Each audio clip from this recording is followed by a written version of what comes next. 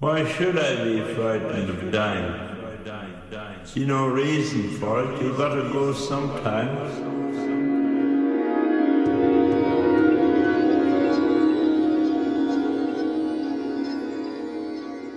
Hello and welcome to the Decoding Death podcast.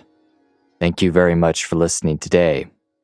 I wanted to start out today by reading a quote from one of my favorite poets, named Rumi. Who could be so lucky? Who comes to a lake for water and sees the reflection of moon? I thought that was a beautiful quote and quite representative of what we are going to be trying to do with this episode. We are going to be exploring the symbolism of the lake as it appears in near-death experiences. And to do so, we are going to draw on religious ideas, mythology, folklore, spiritual traditions, and psychology. If you want to understand how these somewhat different topics can come together and help us understand the symbolism in near-death experiences, I highly recommend you listen to the first introductory episode of the new version of this podcast, which was called Decoding Death. But in short, what we're trying to do is recognize the objective nature of imagery as it appears, not only in ourselves and NDEs and dreams, but also collectively and culturally for societies and their art forms and religious ideas and their beliefs, that an aspect of those things is autonomous in that it happens to us and is not created out of whole cloth. Because then if we can recognize the objective autonomous nature of inner phenomena and imagery and symbolism, then we have a reference point with which to each of us build our own myth of what happens to us after we die, by understanding the meaning of certain symbols as they appear within us on their own. And if we can do this, I think this would provide a solid foundation to base our beliefs upon, not on something that we hear from someone else, but on our own direct experience. And so that is the goal of this podcast, to be a reference dictionary for symbolism and meaning, that we can start to recognize what possible symbols and images may mean, especially as they appear in near-death experiences. So with that little basis for us to go on, I want to get into our topic today, which is the symbolism of lakes. This came about when I read a specific NDE that featured a lake, which I thought was incredibly powerful and moving. So perhaps the best place to start this episode is just by reading this particular NDE. This is a near-death experience that I found on nderf.org, and it is coming to us from a woman named Cleo. It occurred in May of 2003. Quote, I was 34 weeks pregnant with my second child. Unfortunately, I experienced an undiagnosed placental abruption with a Cuvier uterus. Therefore, the blood leaking from the abruption went into my uterus rather than out of my body. It was hours before the hospital realized what had happened. By then, I had lost a large portion of blood. They put me under general anesthesia and intubated me. I remember counting backwards and looking at the anesthesiologist. Then I was in an endless black void. I had the sense of infinity, and I had no body. I was just pure consciousness. Suddenly, there was a knowing that I was dying, and I was okay with it.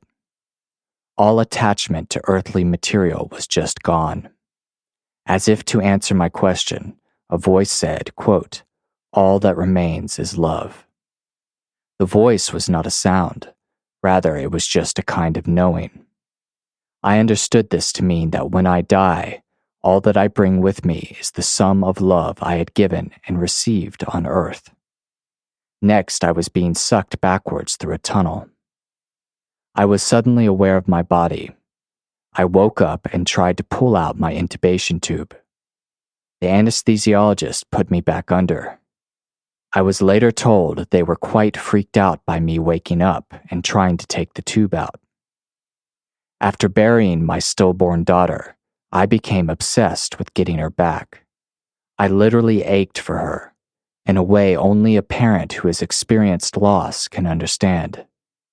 We were given the green light to conceive 6 months afterwards. It was Christmas Eve, and I went to the church near our hometown. They have a little chapel dedicated to Mary. I went in to pray and said, "Mary, you know what it feels like to lose a child. Please bring my daughter back to me." At this time, I was taken back to the void. It was in the form of a big, dark lake. I was in the lake, and small bubbles of phosphorescent light were swimming about. I found the one that was my daughter and merged with it. I was aware of my body in the chapel, but for those moments, I was in a very different place. I confirmed via ultrasound that I was pregnant a month or so later.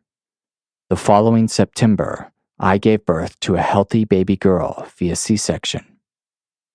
I wish I could say I spent every moment after this experience storing up love and that I had changed in some way. It took me 15 years to come to terms with the experience. I told no one. As a logical, down-to-earth person, I just couldn't accept it. But about 2 years ago, I started going through a spiritual awakening. I started asking questions about what happened to me.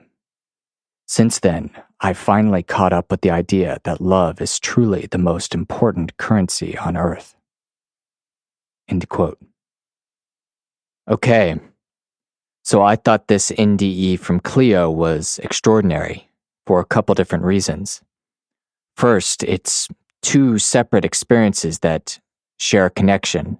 The first being the NDE that occurred from medical complications during childbirth.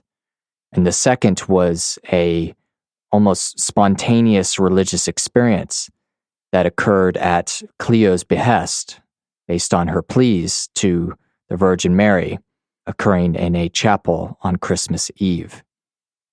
And it's really fascinating what these 2 experiences describe, because we get to see the active image formation that this podcast is all about, I suppose. Because in the first NDE that we're somewhat more familiar with, she's floating in a void and has some communication with a being or a voice. But in the second, she says she goes back to the void, but it takes the form of a big, dark lake. And so she seems to identify the 2 places as the same, but in the spontaneous religious experience, in the chapel, it takes a particular form, and in this case, it is taking the form of a lake. And in this lake, Cleo manages to find the soul or spirit of her unborn daughter, floating around as a phosphorescent light, presumably among other souls or spirits. And she manages to merge with that spirit. And sure enough, a month later is confirmed to be pregnant. And so this vision sort of serves as almost symbolically, she witnesses her own conception, or the conception of her daughter within her, and is an answer to her prayers to the Virgin Mary. And so it's an absolutely amazing experience. And it was very impactful to me when I read it, not only because it has such deep emotional tones to it, but also because it raises so many questions and so many ideas that I ended up fleshing out in the research for this episode.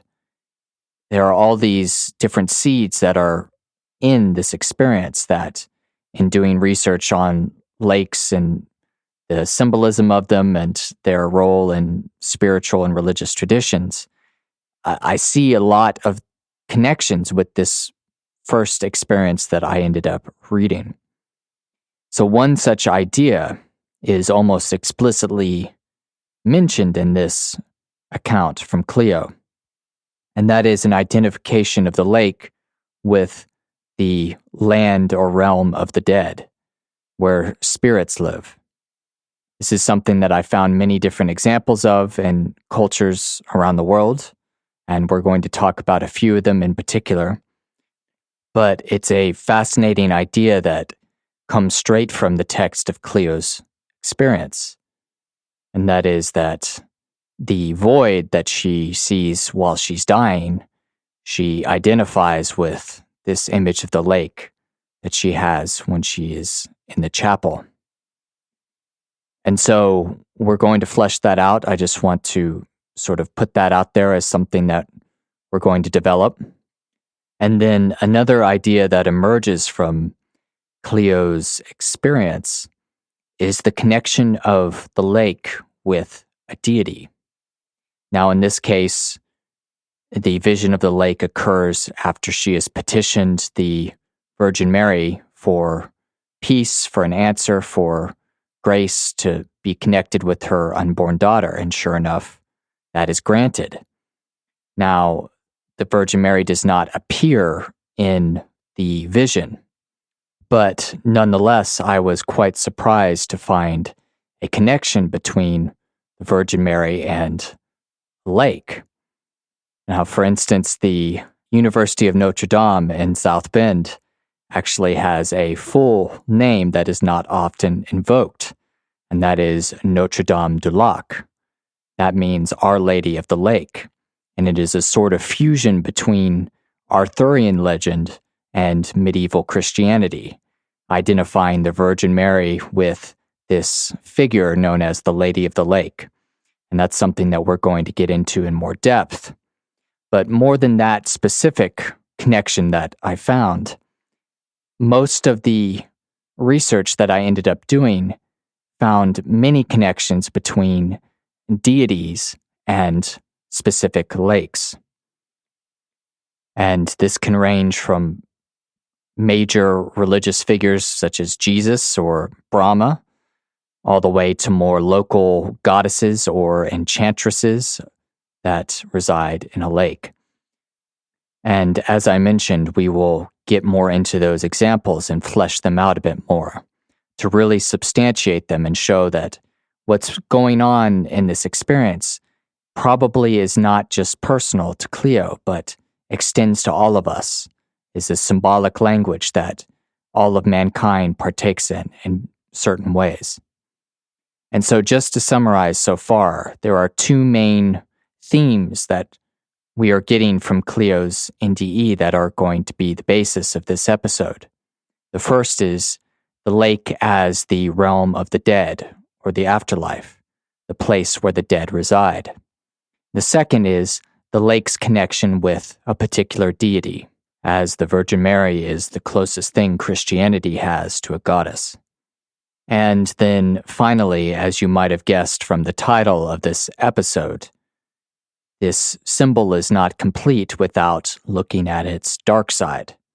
And so the third theme that we're going to explore is the negative side of the lake, and that is usually manifested as a lake of fire. And it also comes with a connection with lake monsters and snakes and dragons and all of these evil, dark things lurking under the water. And while this is not explicitly mentioned in Cleo's experience, there was another near-death experience I found that had this image of the lake of fire. And so we're going to get into some of those ideas to try and fully round out this complicated and complex symbol. And so as we talk about these three themes, the lake as the land of the dead, the connection with deity, the dark side of the lake, and the lake of fire, we are always going to try to tie it back to what it may mean to our psychology, what it may represent within us. And that would be a way of relating to this image, that we can make sense of it and recognize it in our own dreams or daily life. Okay, so having read Cleo's NDE and seen how the lake appeared in her story, and also having laid out these three themes that we're going to be on the lookout for, I thought it might be useful to now read a couple different NDEs that I found that feature a lake. Now, as you'll see, I think they have a similar feel to them, and I'm only going to read the relevant parts for our discussion. A lot of times these NDE stories have the full experience in what happened before and what happened after, and in order to keep us on track, I'm only going to read the content, the meat of the experience of when it's actually happening. And that way we'll be able to see this image in action and be able to compare its appearance more readily. So starting out, we have a NDE from a man named Doug, and this is coming from the Near-Death Experience Research Foundation website. Quote, "When I fell and broke my neck, I remember seeing my hand in front of my face. Then it faded to black like an old TV set used to do. How long I was unconscious for, I am unsure. I think it was at least 5 minutes. I remember quite a bit during the time I was out, which felt like hours. I remember walking beside a tree overlooking a lake. It was the most beautiful place I have ever seen. The lake was pristine and a beautiful color like I have never seen before. The lake was surrounded by a hillside with bulrushes and lily pads close to the edge. There was a bird that looked like a heron standing in the rushes. On the far side of the lake was a forest of trees. To my right, there was a tree trunk split as it left the ground, making it look like 2 trees were growing there. The colors were vivid. The place had a quiet peace about it. Quite literally, it was the nicest and most tranquil place that I have ever experienced." End quote. Okay, so with that in mind, let's read the next experience that I found. This is coming from a man named Chris. Quote, "I passed out in the car and awoke in an ambulance long enough to give my name and address. I went out again. I felt that I was floating on an inner tube on a sunlit lake, completely surrounded by the sparkling reflections, diamond-like. I had a true feeling of peace, contentment, and happiness. Then I faintly heard my name being called and a slight sensation of pressure on my chest. Reluctantly, I responded and awoke in a hospital emergency room and immediately went out again." End quote. So the next NDE I have has a similar sort of vibe, and I think you'll start to get a sense of the pattern that I was coming across. This is from a man named Steve. Quote, "I was dizzy and sick to my stomach and scared then. Suddenly, I was in a field overlooking a lake. I was overwhelmed by the deep green color of the trees and grass. The grass was blowing from a gentle breeze. The grass was long, I would say about 10 to 12 inches. I was alone there, but felt a spiritual presence watching over me. I had this relaxed feeling that I had completed everything I was to complete in my life. There was nothing else to do. No lists of things, like to-do lists. I had completed my tasks, and now could rest. Rest in a way that is hard to explain. Rest with nothing coming up to do. No tomorrow, no next week. Time in effect seemed meaningless. There was a rich blue sky, and it was quiet except for the sound of the breeze and rustling grass. I felt completely content and happy." End quote. The next experience I have that features a lake is coming from a woman named Gail. Quote, "I knew I was going to die. I couldn't scream, couldn't breathe.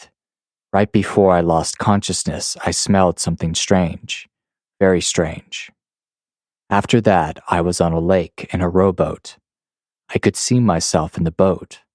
I felt very calm, wasn't thinking about anything, just looking. It was very dark, but I could see the silhouette of purple on mountains when I looked to the side. It was beautiful and looked like the sun would rise very soon. The lake was very still. I wasn't afraid. Then I heard my mother and daughter's voice.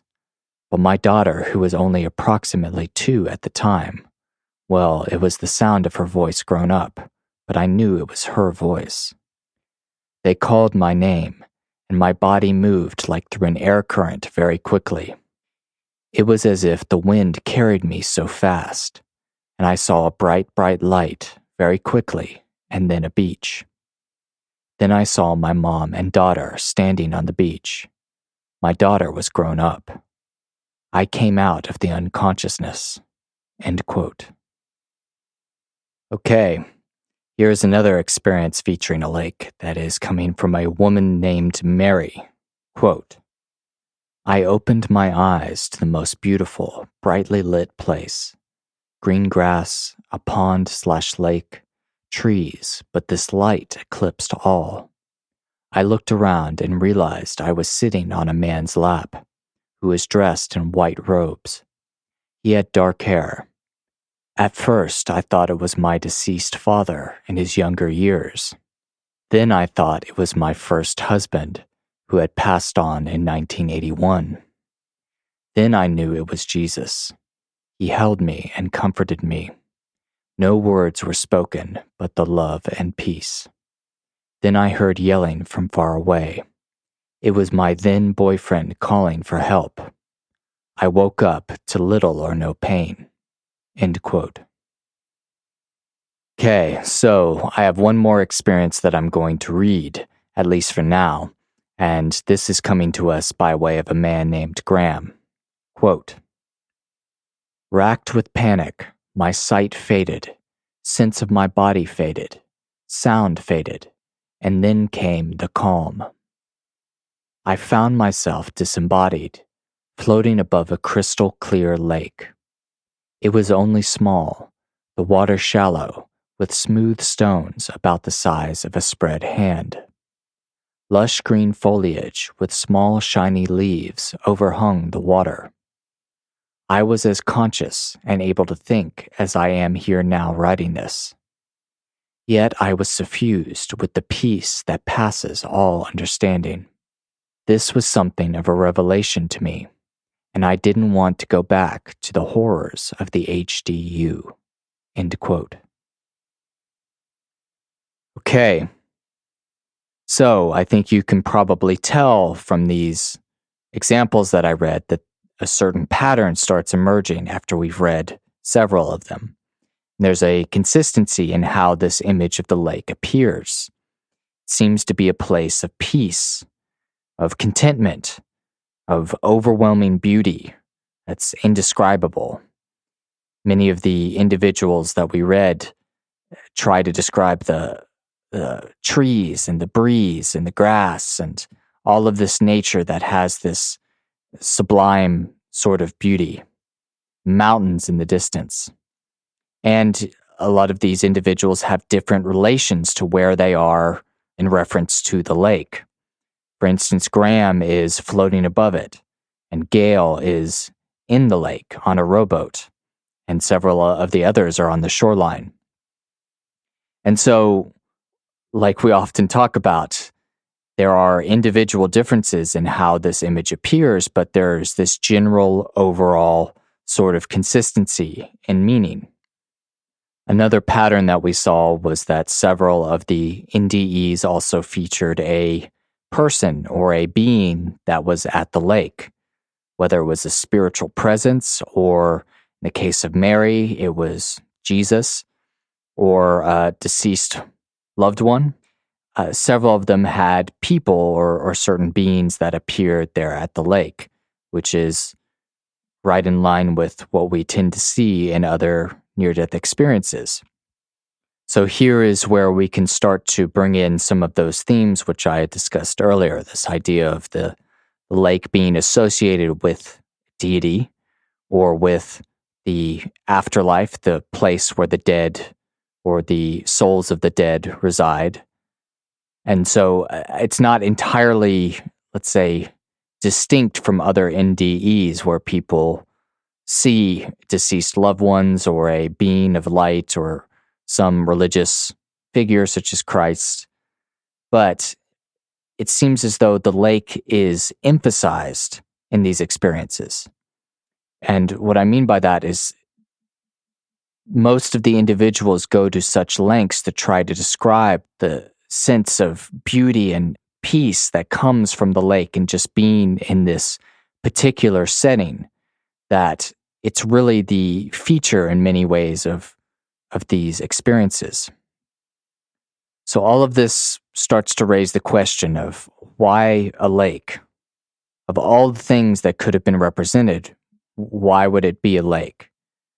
Now, there's this usual cop-out answer that we tend to give in these situations where we say, oh, well, they probably loved going to the lake or they grew up living by a lake.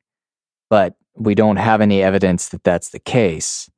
And it seems to be a common enough setting, an image that appears in what would probably be the most important experience of someone's life, seeing something when they're at the brink of death. And yet, here we have this particular image appearing again and again. Not only that, but it's also appearing with the same sort of consistent, coherent meaning, albeit with individual variations. And as I often say in these episodes, this image, this experience is emerging from the unconscious. And I don't mean that in some sort of spooky, new age, metaphysical way, but the experience is not consciously created by each of these individuals, unless there's something they're not telling us, that at, whenever had their accident or were about to lose consciousness, thought, oh, I really want to go to a lake. Now, if that's the case, then there is some explanation there. But based on their own self-reporting, we don't have that to go on.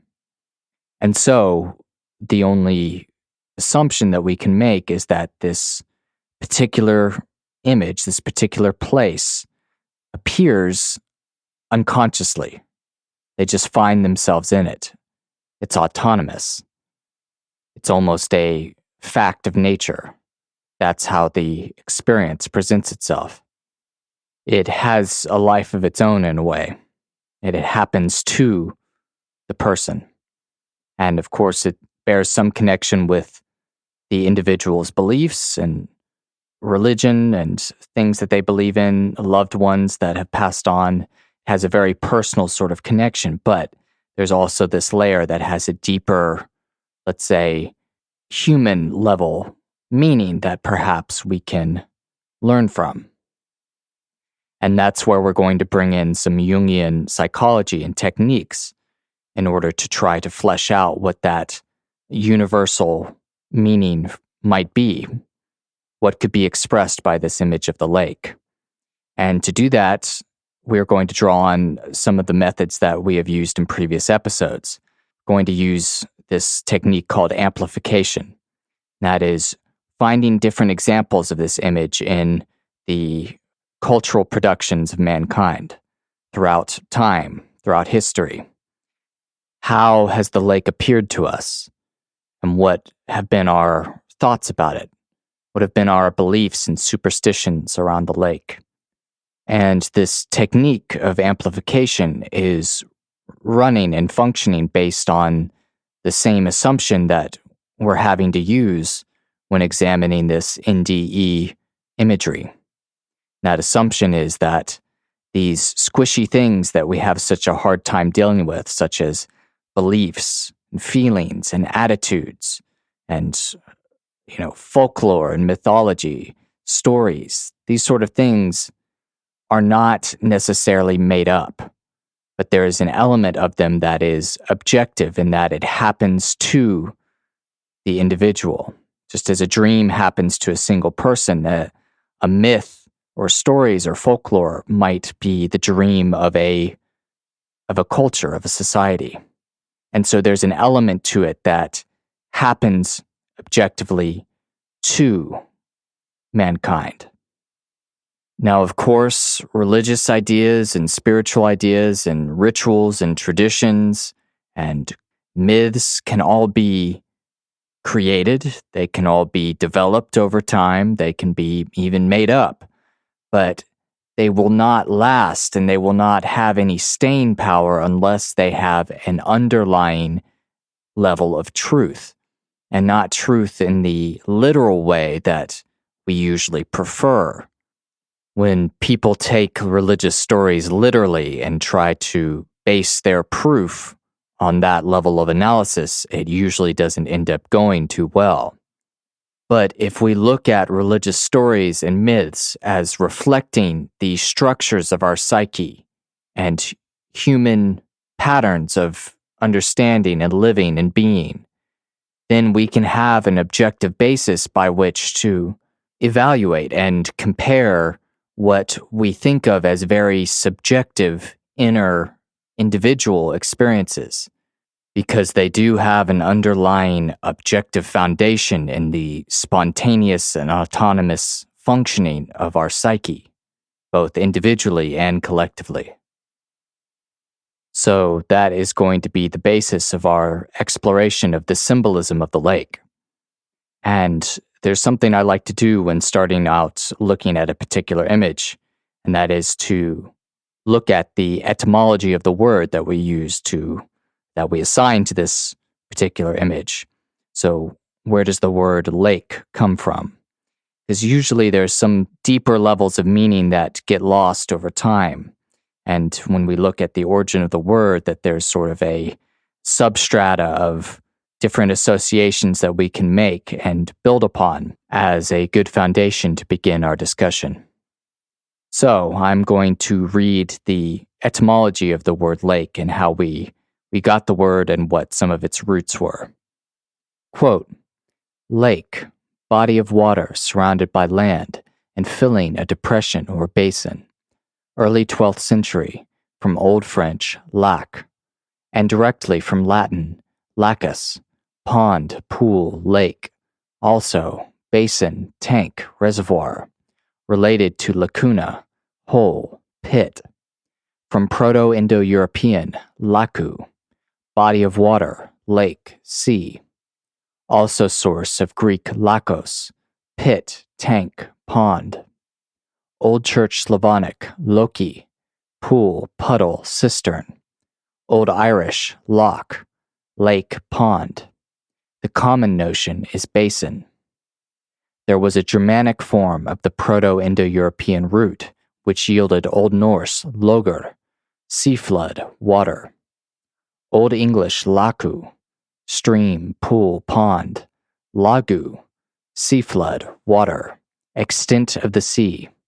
Lekon, to moisten, see leak.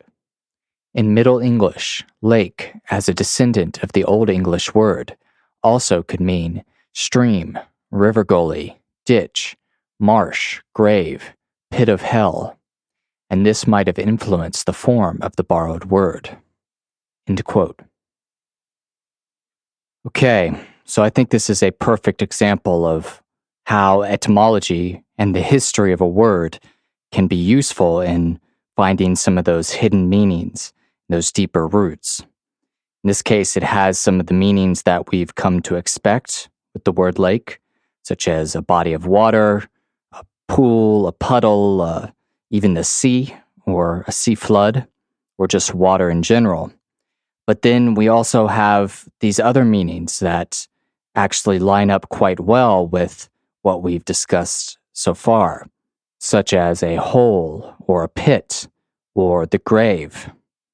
And right there we have one of the themes that we've already brought up, the identification of the lake with the grave or the afterlife, or where the dead or the souls of the dead reside. And so right there in the very word, that's so fascinating that there is an association already there in one of the many variations of the roots of this word. But as I mentioned previously, there was something there in this image, the idea of a lake that associated itself autonomously with the idea of the underworld or the grave, and even in the minds of our ancestors, that there was some connection there. And I don't think that connection was by chance. I think it it represents something within the human psyche. And I think all of the various examples that we're going to talk about will show that there's something deep about this particular symbol that resonates with us. But before getting into all of the different variations of how mankind has related to this image of the lake, I thought it might be useful to talk about what that psychological meaning might be. And to do that, I'm going to read a couple different passages from Jung and other Jungian analysts, as well as from Mircea Eliade, the historian of religion. And I think it will be a solid basis for us to then go further afield and see how that meaning plays out in action in people's traditions and rituals and beliefs.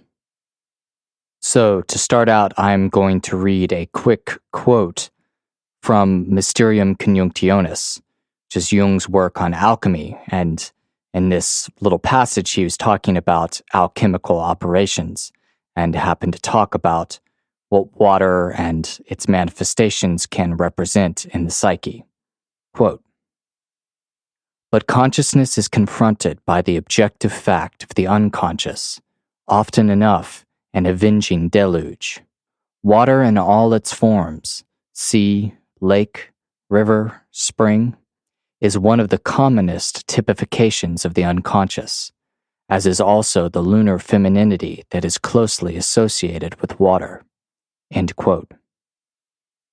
Okay, so in that passage, Jung was drawing a line of comparison, a line of connection between the patterns that he has seen in the dreams of his patients over decades as a psychologist and old alchemical speculations and Hermetic philosophy that he was reading in these old books, that there was a sort of common symbolism that emerged, which only strengthened his notion that perhaps there was a deeper meaning, that there was something collective about these unconscious symbols. So they sort of went hand in hand and they informed one another, that he got clues into what his patient's dreams might mean based on mankind's symbolic speculations about certain ideas or images, such as a lake. And vice versa, his research into his patient's dreams often revealed that they shared that core of meaning.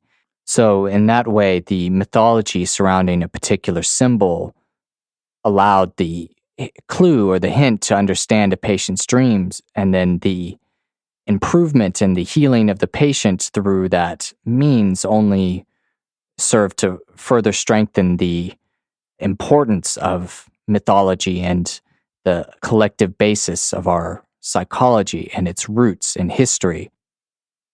Okay, so now I'm going to be reading a passage from Jung's work, which is called Ion. And in this passage, he is going to be discussing different symbols and forms that the self can take. That's self with a capital S. And that was Jung's term that represented the totality of the psyche, the total combination of ego and unconscious, or our small field of experience and then the unconscious within us. That's something that we've talked about in previous episodes. So keep in mind when he says the self, that is what he's referring to. It's the totality of the psyche, including our consciousness and unconscious. This is a passage from Ion. Quote, "Thus the self can appear in all shapes, from the highest to the lowest, insomuch as these transcend the scope of the ego personality in the manner of a daimonium. It goes without saying that the self also has its stereomorphic symbolism. The commonest of these images in modern dreams are, in my experience, the elephant, horse, bull, bear, white and black birds, fishes, and snakes. Occasionally one comes across tortoises, snails, spiders, and beetles. The principal plant symbols are the flower and the tree. Of the inorganic products, the commonest are the mountain and lake." End quote. Okay, so in that passage, he goes through a lot of different forms that the self can take, and at the very end mentions one of the inorganic, non-living forms that it can take is the form of a lake. And I'm sure at this point you're going, well, this all sounds cool and all, and it's interesting, but it's not really provable, is it? It's kind of ambiguous, and there's nothing you can really hold on to. And you'd be right. I mean, it's not scientifically provable, and it is ambiguous. But that's because we're dealing with something that has to do with human beings, and we are ambiguous. So there's no getting around that. And this whole episode, I will attempt to show that this symbolism of the lake as the psyche or the totality of the psyche or the unconscious is how it appears to mankind objectively. And throughout our history, that is how it has appeared to us as the underworld, the land of the dead, the home of a deity, or the pit of hell, or the lake of fire. And what does that mean for us, for you and me? Perhaps we can see that within our own dreams, within our own psyches. And if we can recognize that, we can relate to it. But I think it's important to keep in mind that the form in which a symbol takes is going to determine how we relate to it and the meaning that we can gather from it in our own particular circumstance. It's like I said, things are ambiguous within us, and we each have a different relation to a living psyche within us. And so if the sea represents the unconscious, how is that different from a lake representing the unconscious? Well, to answer that, we have to look at the form that each of these symbols take. For instance, the sea is often thought of as boundless, endless, infinite. Even in mythological ideas regarding the sea, it's unbounded. It's the edge of the world. There's nothing beyond it. And so that would be an aspect that the psyche could take, and we've even seen that in other near-death experiences, other episodes that we've done. But a lake is a little more local. You can walk around the lake. You can get in touch with the lake. You can swim across the lake. And so the form that this particular symbol takes in the form of a lake as opposed to the sea can determine how we interact with it. To be able to visualize the totality of the psyche as a lake, that is something that is much more accessible. It's something that we can relate to in a much more human way. It's closer to the human realm, so to speak. It's not infinite, it's not boundless, it's quite bounded. We can actually walk around it and even understand it in a way. And so this is the way that particular symbolism can bring out different aspects of a living relationship to something within us. And as such, I think it's important to point out that a certain symbol is never settled. It's constantly under development, and it grows and it wanes and it waxes. And I think that's important to point out, that it's not set in stone, but is rather a living dynamic. To flesh out some of the religious aspects and spiritual ideas surrounding water, I wanted to read from a book called Patterns in Comparative Religion by Mircea Eliade, who, as I mentioned, was a professor of the history of religion. And I think this will show what we've been talking about a little more clearly in a historical and religious context. Quote, "Water flows. It is living. It moves. It inspires. It heals. It prophesizes.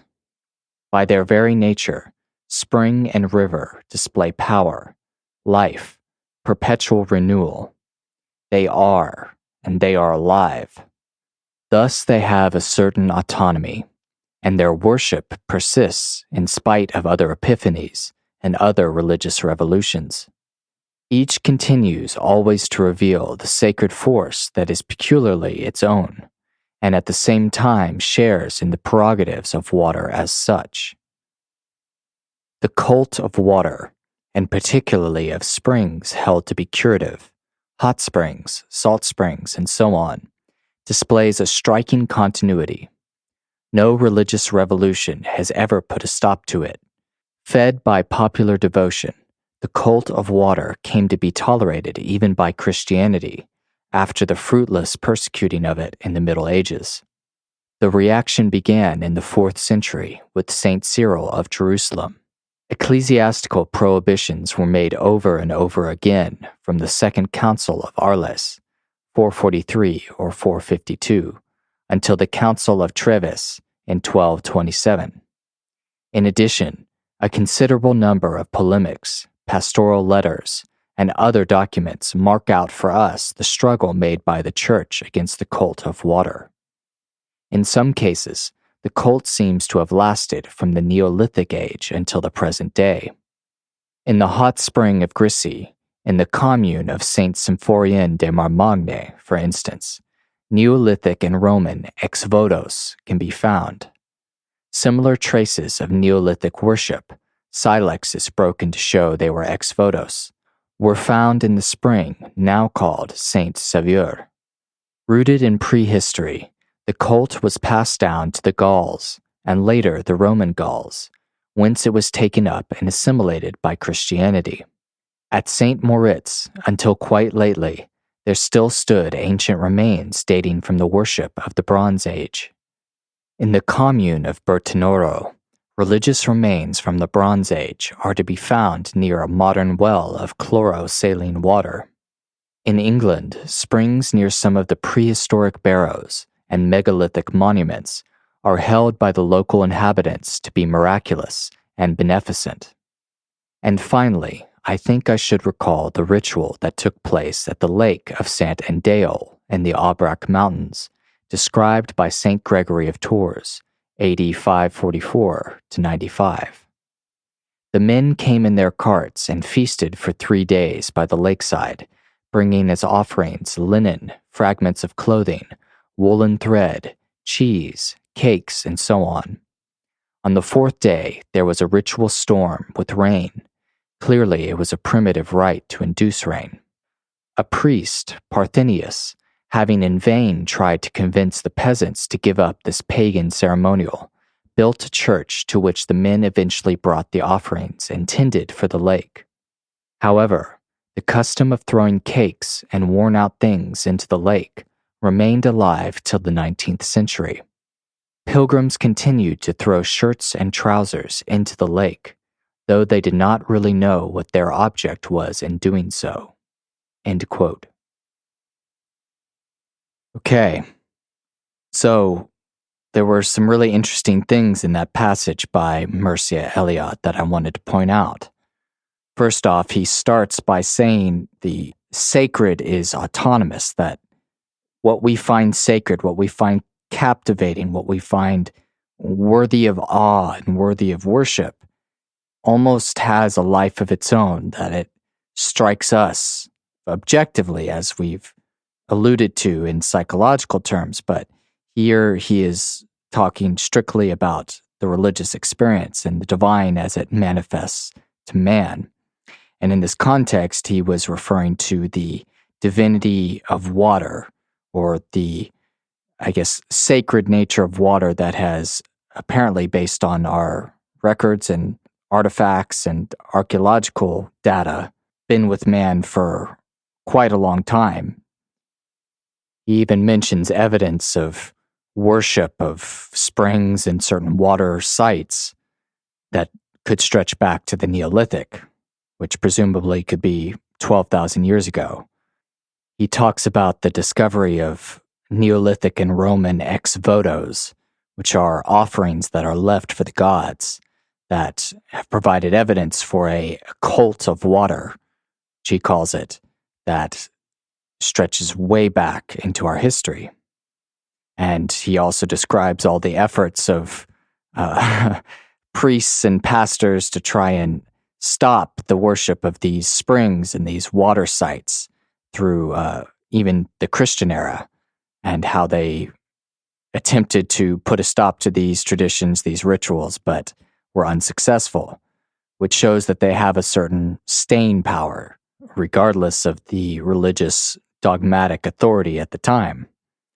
And that suggests that when he talks about how the sacred grips us and has an autonomy, that there's evidence to support that.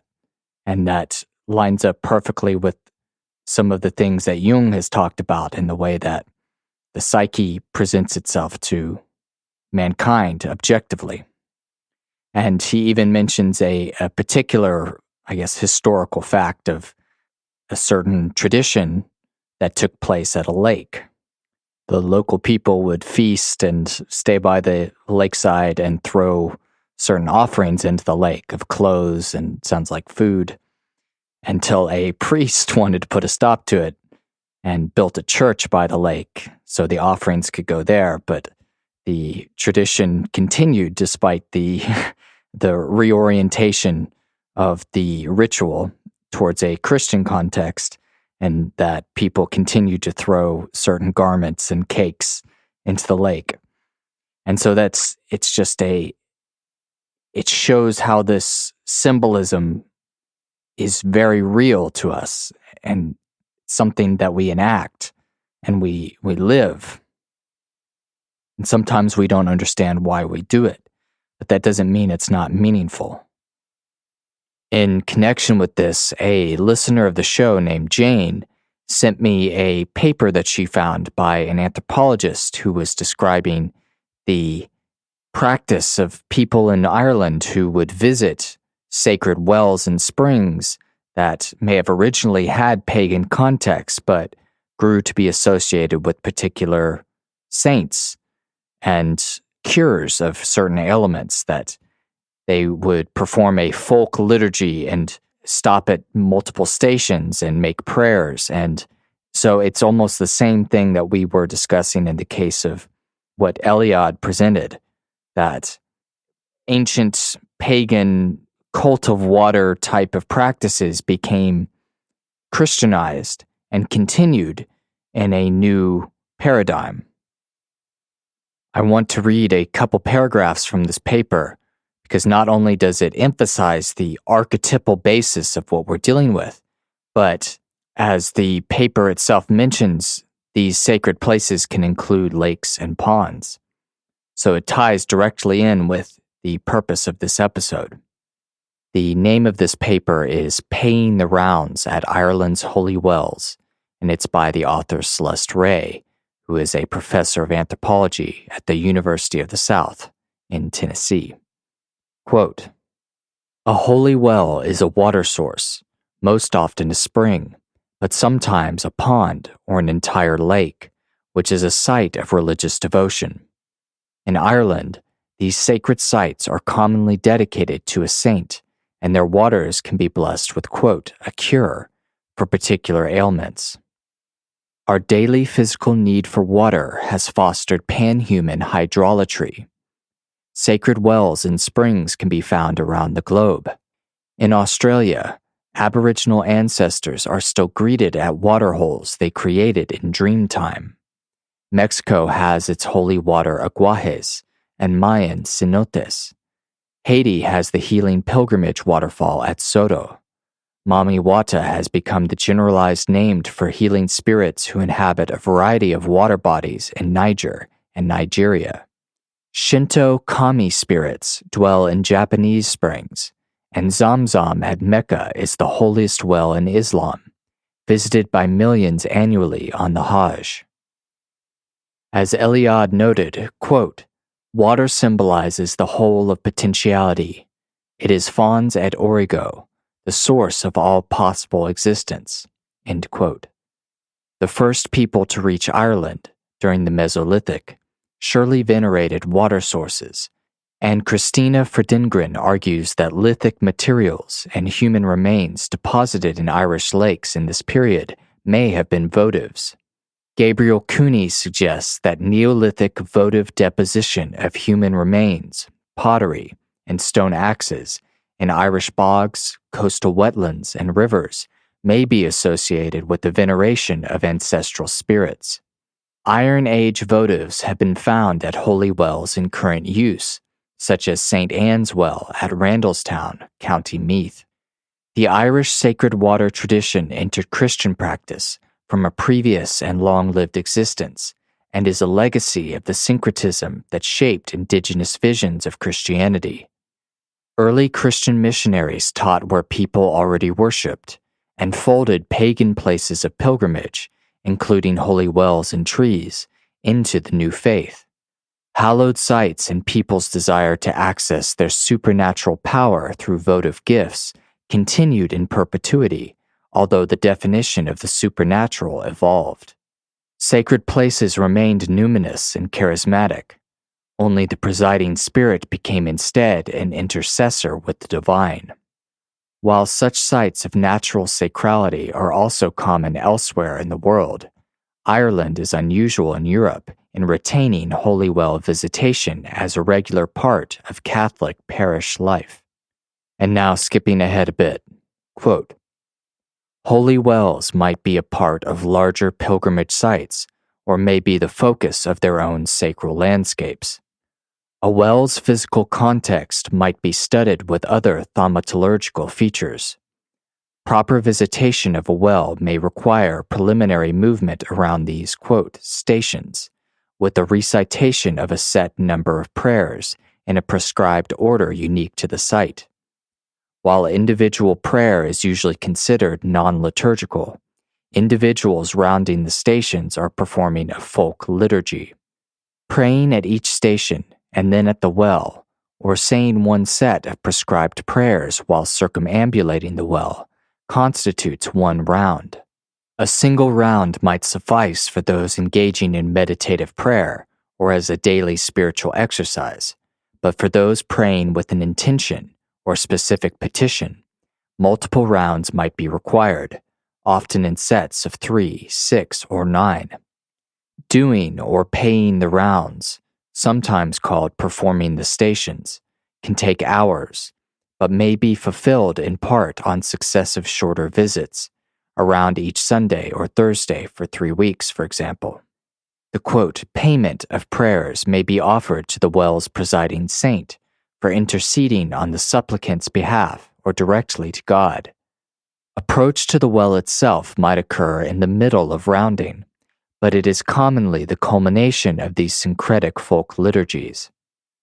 Devotees may then drink the water, often in 3 sips, or dip their fingers in the water and bless themselves by making the sign of the cross, flicking water around their bodies 3 times in the name of the Trinity, or anointing an ailing portion of the body.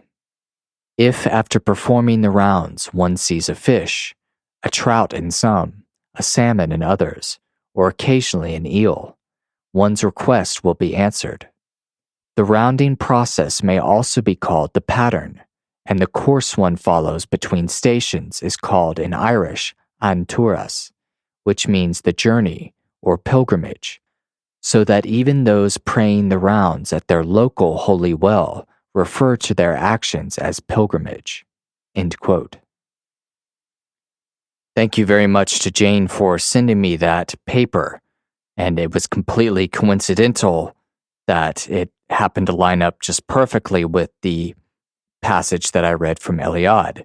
And this paper even referenced Eliade in talking about the idea of water being the source of all potentiality, of all existence.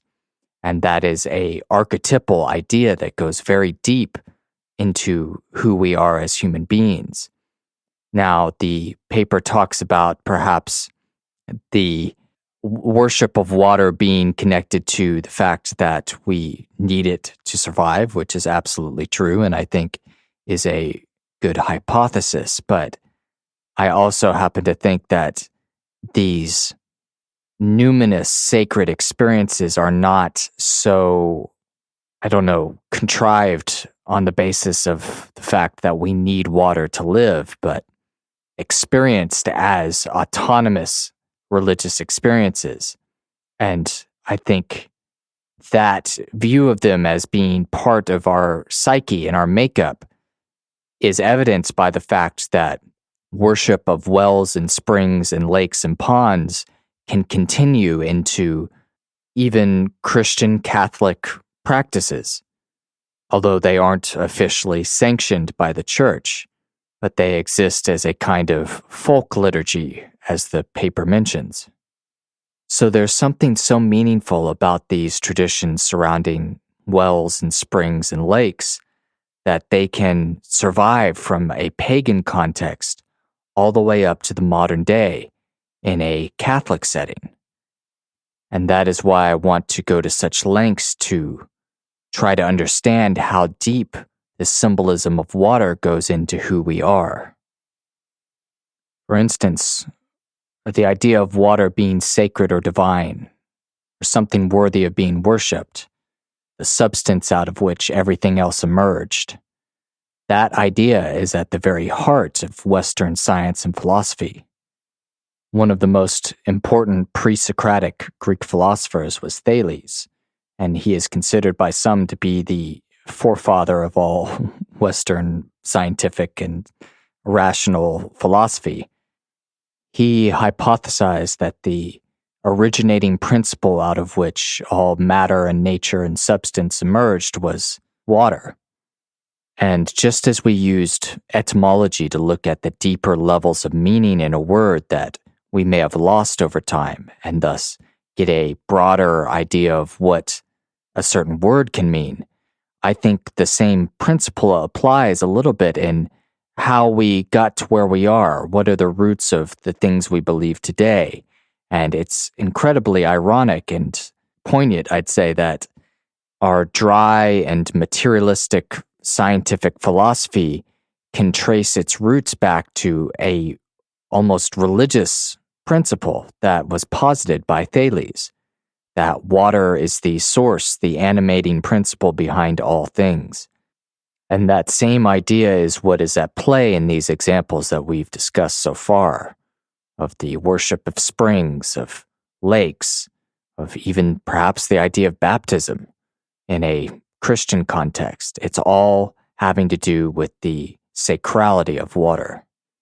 And that divine experience continues up to the present day in people's NDEs when they perhaps find themselves at a lake or another body of water.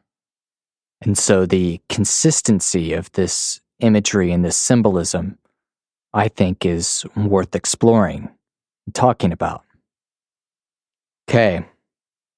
So perhaps the lake is the unconscious. Perhaps the lake is the self. Perhaps the lake is the resting place of the souls of the deceased. Perhaps the lake is hell, or heaven, or the home of a god or goddess. We have all these different meanings that we're going to keep in our back pocket as we move forward and look at different examples of how the symbolism has expressed itself throughout history in different cultures and societies around the world. So to start out, when I knew I was going to be doing an episode on lake symbolism, there was this little fact hiding in the back of my brain that suddenly came to light. And I remembered that the process for choosing the next Dalai Lama in Tibetan Buddhist tradition had something to do with a lake, or meditating by a lake, or receiving wisdom from a lake, so that the Dalai Lama's reincarnation could be found. Sure enough, I looked into it, and that proved to be the case, although with much greater detail. So I just wanted to read to you a little bit about the Dalai Lama and his role and the tradition and the process of choosing the Dalai Lama, and so we can begin our exploration of how this symbolism manifests. This is coming from the Wikipedia entries on these topics. Quote, Dalai Lama is a title given by the Tibetan people to the foremost spiritual leader of the Gelug, or Yellow Hat, school of Tibetan Buddhism, the newest of the classical schools of Tibetan Buddhism. The 14th and current Dalai Lama is Tenzin Gyatso, who lives as a refugee in India. The Dalai Lama is also considered to be the successor in a line of tulkus, who are believed to be incarnations of Avalokitesvara, a bodhisattva of compassion. End quote. Okay, so as we start out, I just want to emphasize that with this episode, as in many previous episodes, in talking about some of these historical cultural examples, I am very limited in my scope and capabilities of fully, describing or explaining or even talking about these cultures. They're so rich and have so many details that not only would it take forever to fully explain them, talk about them, but also I don't have the proper understanding to give them their full context. And so I'm very limited in what I'm able to present because there is so much nuance and context and history and culture that just go beyond the scope of what we're able to talk about in this episode. Okay, so with that little disclaimer out of the way, let's get more into this discussion of the Dalai Lama and his association with the lake.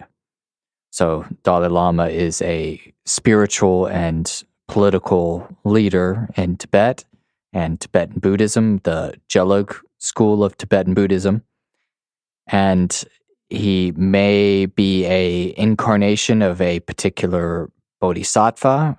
And it seems as though there are multiple meanings for this word bodhisattva. It can be somebody who is committed to the path of Buddhahood. So anybody could be a bodhisattva if they took the vow. But it also could be certain semi-mythical or mythical beings that are almost akin to guides or angels that have a certain spiritual aspect to them, I would venture to say. And as far as I can tell, it sounds as though the Avalokitesvara, this bodhisattva, which the Dalai Lama is an incarnation of, is of this latter category of a sort of semi-mythical figure which represents the compassion of all the Buddhas.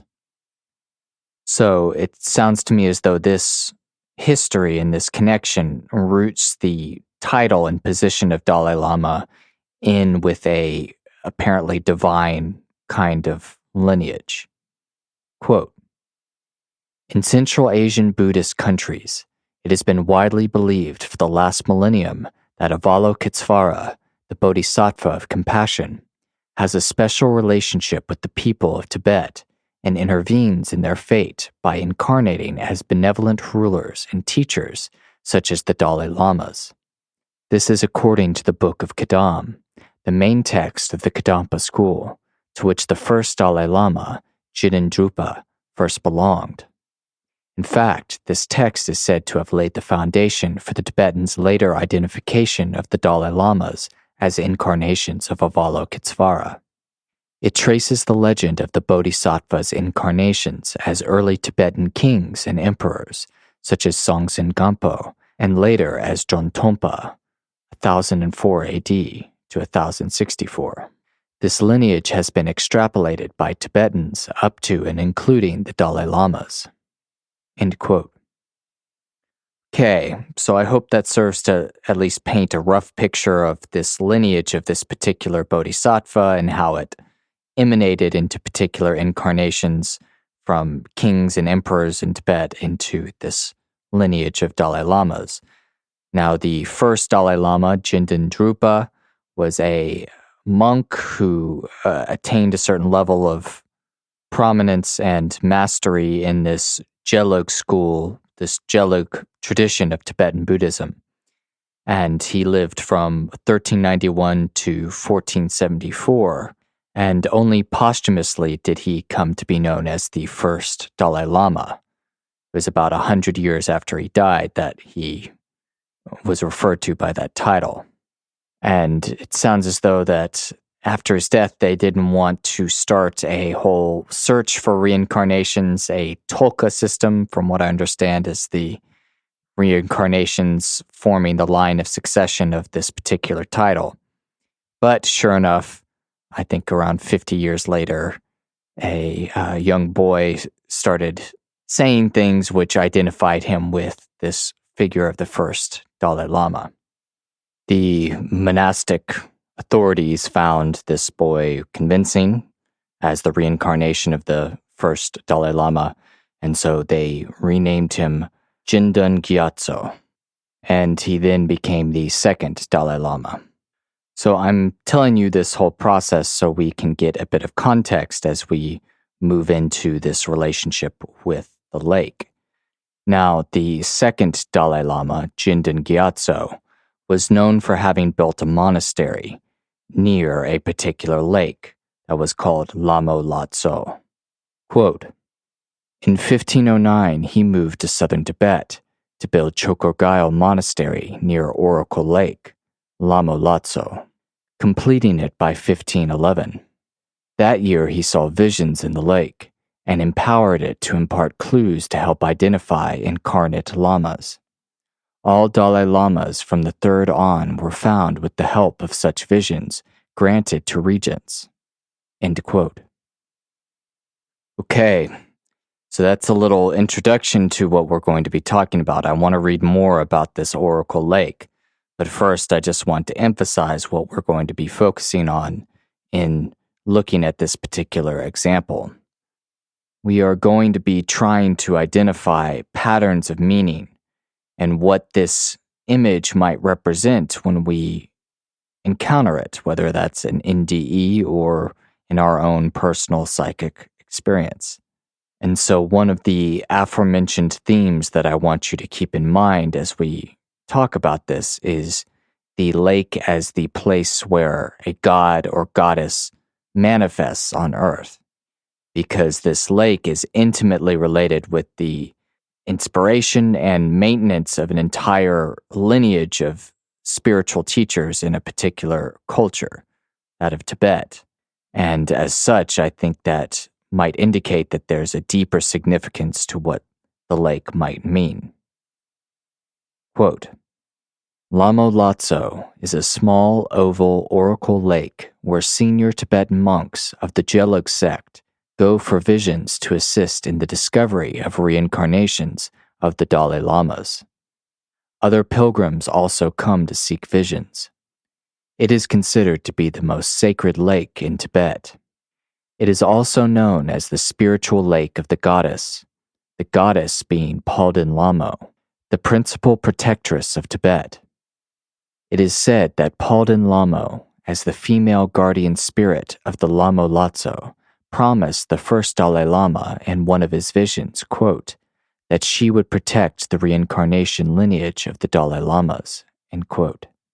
Ever since the time of the second Dalai Lama, who formalized the system, the regents and other monks have gone to the lake to seek guidance on choosing the next reincarnation through visions while meditating there. The particular form of Palden Lamo at Lamo Latso is Jimo Maksoma, the victorious queen who turns back enemies. The lake is sometimes referred to as Palden Lamo Kali Deva, which indicates that she is the Buddhist emanation of Kali, Shakti of Shiva. Jimo Maksoma is an unusually peaceful form of Palden Lamo. It was here that in 1935, the regent, Reting Rinpoche, received a clear vision of 3 Tibetan letters and of a monastery with a jade green and gold roof, and a house with turquoise roof tiles, which led to the discovery of Tenzin Gyatso, the present 14th Dalai Lama. Many pilgrims come each year to Lamo Latso, believing that, with proper devoutness, and after fasting for 3 days and refraining from talk, they will be rewarded with the revelation of their future in the skull-shaped mirror of the lake. There is a kora, a circumambulatory pilgrimage around Lamo Latso. End quote. Okay, so this is one of the first cultural, historical data points that we're using to try to amplify the symbol of the lake. And there's an interesting pattern that I think we can start to see after reading about this Oracle Lake. If you'll remember back to Cleo's near-death experience, she goes to a church to petition the Virgin Mary to give her a vision so she can find some solace in the grief she's feeling over the loss of her child.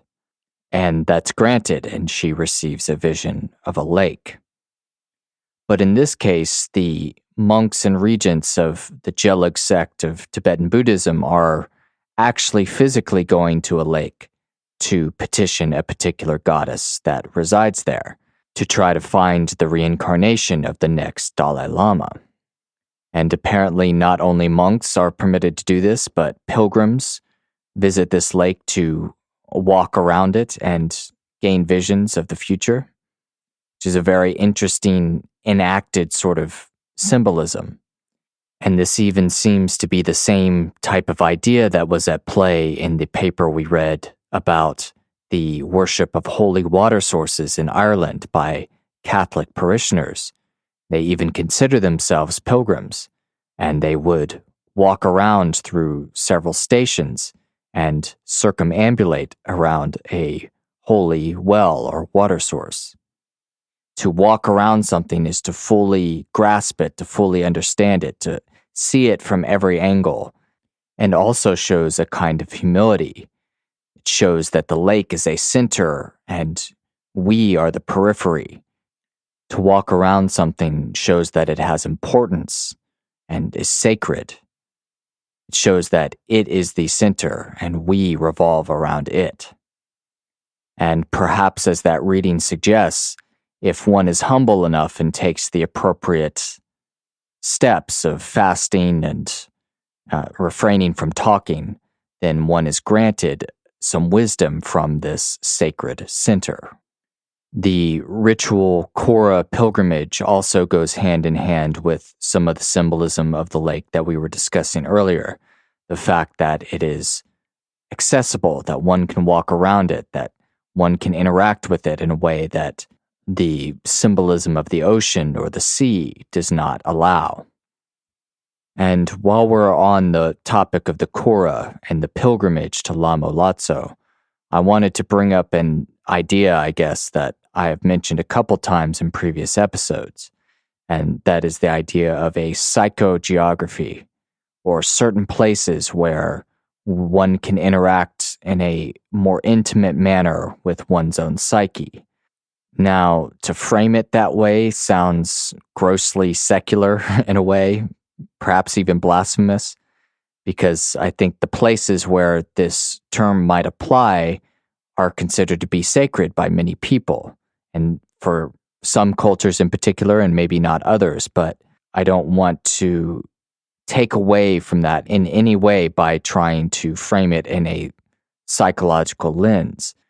Rather, I think that this could be a way to bring a secular, material, rationalistic sort of thinking back to a sense of the sacred and a natural sense of divinity in certain places. If we can grant the, let's say, autonomy of psychological processes and their experiences. Of course, it probably would not work if you didn't have the requisite cultural beliefs and religious beliefs that are required for a particular site to have an effect on you. But I think it can be a useful way of understanding what might be going on when people have strange experiences at sacred locations. I think we can see this idea in what's going on at the Oracle Lake in this Tibetan Buddhist tradition. But let me give you another example. I found this passage in a book on shamanism by Mircea Eliade that I thought was very interesting in how it expressed this idea. He's talking about the process that goes on for choosing the next shaman in a particular Eskimo tribe, and the initiation that the novice must go through. Quote, "Among the Amasalek Eskimo, the disciple does not go to the old Angakuk to be initiated. The shaman himself chooses the candidate in his early childhood. From among the boys from 6 to 8, the shaman selects those whom he considers gifted for initiation, quote, in order that a knowledge of the highest powers in existence may be preserved for the coming generation," end quote. Only certain especially gifted souls, dreamers, visionaries of hysterical temperament can be chosen. An old Angakuk finds a pupil, and the teaching is conducted in deepest secrecy, far from the hut, in the mountains. The Ngakak teaches him to isolate himself in a lonely place, beside an old grave, by a lake, and there to rub two stones together while waiting for the significant event. Quote, "Then the bear of the lake or the inland glacier will come out. He will devour all your flesh and make you a skeleton, and you will die. But you will recover your flesh, you will awaken, and your clothes will come rushing to you." End quote. Among the Labrador Eskimo, it is the Great Spirit himself, Tungarsoek, who appears in the form of a huge white bear and devours the aspirant. In Western Greenland, when the spirit appears, the candidate remains, quote, "dead for 3 days." End quote. Okay, so here we have a similar process that is going on at a physical location, a certain place by a lake or by an old grave, triggers an experience which transforms the individual, whether that's the initiate in the case of this shamanic practice or the pilgrim that goes to the Oracle Lake. Of course, there are tons of cultural differences and nuances that we could point out here between these two vastly different cultures, but that's not really the point. What I'm trying to express is just that there's a similar interaction going on in both cases between a specific geographical location or even a culturally significant location, such as a gravesite of a presumably a important person who had died. But some interaction between the individual psyche of the person and this specific location triggers a experience which transforms and changes the individual. And in this case, we again have a lake and certain mythology that comes along with the experience that takes place at the lakeside. In this case, being devoured by a polar bear or some being in the lake, which then leads to a rebirth as a shaman. So while this is spiritual, it's religious, it is cultural, it is also psychological, and that's something that we all share because there's no experience that is not mediated by the psyche. And perhaps there's a collective nature to that we all can register certain meanings that resonate within all of us. And while we're talking about psychogeography and in the context of a lake, before we leave Tibet and go to other locations, I wanted to mention that I found another sacred lake that is revered by 4 different religions in the Tibetan region, by Hinduism, Buddhism, Jainism, and a religion that seems to be local to Tibet called Bon. I'm not going to spend a whole lot of time on this, but I really just wanted to point out the name of the lake and its etymology. The lake is called Lake Manasarovar, and I'm going to read what this word Manasarovar means.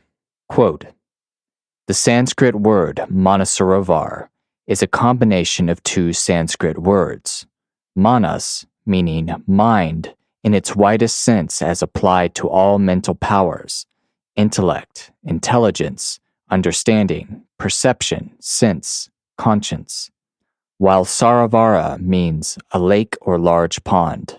End quote. Okay, so I just wanted to emphasize this lake alongside Lamo Latso because its name contains a very archetypal idea which we are starting to flesh out with some real-world examples. The fact that the name of this lake, Manasarovar, means a mind lake, essentially. It means mind, intelligence. It's starting to weave this idea or give credence to this idea that the lake could represent a repository of intelligence or mind or the unconscious or a repository of wisdom. And that is something we see reflected in the fact that Lamo Latso contains a goddess which grants visions that allow the next Dalai Lama to be found, or visions of the future, or just general wisdom. So perhaps the lake is symbolic of some of these attributes. There's nothing actually in the lake that contains wisdom or any of this stuff, but it carries the projection that we have within us, and the interaction with the lake through this particular religious or cultural framework allows access to the deeper layers of the psyche, and it can take a very particular form, such as that of a goddess. And I thought it was fascinating that the lake and the goddess are engaged with for the purposes of divination, or as an oracle. I had come across this idea of water being used for divination in a book by Marie-Louise von Franz, who was a Jungian analyst and is one of my favorite authors. Her book was called Projection and Recollection in Jungian Psychology, and I just wanted to read a few paragraphs from one of the chapters to try to substantiate this idea of an association between water and divination, especially as we see it in the context of Lamo Lazo. Quote, "The great gods with knowledge of the future, Nereus, Proteus, Thetis, and in the Germanic tradition, Mimir, are all water divinities. In the water, one can see one's own shadow, one's doppelganger, one's soul image, separate and objective, and also the disembodied outlines of the dead and of gods. The custom of obtaining secret information by staring into a vessel of water, the so-called hydromantia, is therefore practiced throughout the world. In the Middle Ages, in our own cultural tradition, burning candles were placed around a circular vessel filled with water, and the demon was evoked. The spirit answered with images on the water's surface. In ancient Patras, Greece, a form of magic was practiced that combined both mirror and reflecting water. A mirror attached to a thread was lowered into a well to the water's surface, and its reflection indicated whether a sick person would recover or die. In Lycian Chianae, on the other hand, the same thing was seen directly in the reflecting surface of the water of the well. In European folk magic, the use of a, quote, earth mirror was widespread. A box was filled with earth, a glass disc was laid on it, and this disc reflected what was sought. In some places, the magic power was imparted to the mirror by leaving the disc for 3 days and 3 nights on the face of the buried corpse of a woman who had died in childbirth. The association of earth and death with the prophetic powers of water and mirror is especially important in this connection. In Virgil, Aeneas receives the final prophecies just as he is about to descend through the lake of Avernus into the kingdom of the dead. Closely related to the water mirror is the dream oracle, which is also often sent by water divinities. The unceasing transformation of the dream images is like a subterranean current, whose gods can likewise change without cease. The symbolization of the unconscious by water, with its mirror-like surface, is of course based in the final analysis on a projection. Nevertheless, the analogies are astonishingly meaningful. Just as we cannot see into the depths of the waters, so the deeper areas of the unconscious are also invisible to us. We can draw only indirect conclusions about them. But on the surface, on the threshold area between consciousness and the unconscious, dream images appear spontaneously, not only seeming to give us information about the depths, but also mirroring our conscious personality, although not in identical form, but rather in a more or less altered form. The mirroring is always by way of the symbolic image that has a place in both worlds." End quote. Okay, so I love that passage because it gathers together all of these different examples of how we have, throughout time and even in our own Western culture, stared or gazed into the water and seen into ourselves, and that the water in these practices serves as a kind of mirror, although unconscious through contemplation and reflection and a humble disposition, people were able to gain some insight or to witness imagery reflected back on the surface of the water, the depths of the water that presumably gave them an answer that they were looking for. Gazing into the water like looking into a mirror or looking into a crystal was the hook for a projection of unconscious material that, like a waking dream, when viewed through the lens of a particular cultural context or a particular issue of what should I do, perhaps proved useful and became closely connected with the idea of prophetic water divinities that allowed access to this sort of knowledge, such as the deities that von Franz mentioned of Thetis and Proteus and Mimir, and then also in the case of Lamo Latso, the goddess Palden Lamo that we talked about. The fact that this process appears in vastly different cultural contexts, from European folk magic to Greek divination methods to the Tibetan technique for picking the next Dalai Lama, I think suggests that we are dealing with a symbolic pattern that is endogenous and universal in the human psyche. In addition to this connection between water and divination in a psychological context, as we might see at Lamo Latso, we were also introduced to a different universal theme that I mentioned earlier, but we are going to explore in greater depth as well. And that is the idea of the lake as the entrance to the underworld, or the place where the souls of the dead reside, or the afterlife. Not only did we see this idea present in Cleo's near-death experience, in which souls were swimming around in a dark lake, and perhaps in the other NDEs that we read, but von Franz also mentions in the Aeneid that the entrance to the underworld was thought to be at the Lake of Avernus. I wanted to read a little bit from the Wikipedia of Lake Avernus so we can start to see the lake in a different context from that of the deity, but that of the underworld. Quote, Avernus was of major importance to the Romans, who considered it to be the entrance to Hades. Roman writers often used the name as a synonym for the underworld. In Virgil's Aeneid, Aeneas descends to the underworld through a cave near the lake. In Hyginus's Fabulae, Odysseus also goes to the lower world from this spot, where he meets Elpenor, his comrade who went missing at Circe's place. Despite the alleged dangers of the lake, the Romans were happy to settle its shores, on which villas and vineyards were established. The lake's personification, the Deus Avernus, was worshipped in lakeside temples. End quote. Okay, so here we have a direct link that we can draw between a lake and the underworld. The Romans even used this Lake Avernus as a synonym for the underworld. So here we have this idea of the lake symbolizing the land of the dead, at least in this particular Roman context. And I'd also like to further emphasize that they even had a deity that was associated with the lake, as the article mentioned, this Deus Avernus, this god of this particular lake that was worshipped in temples.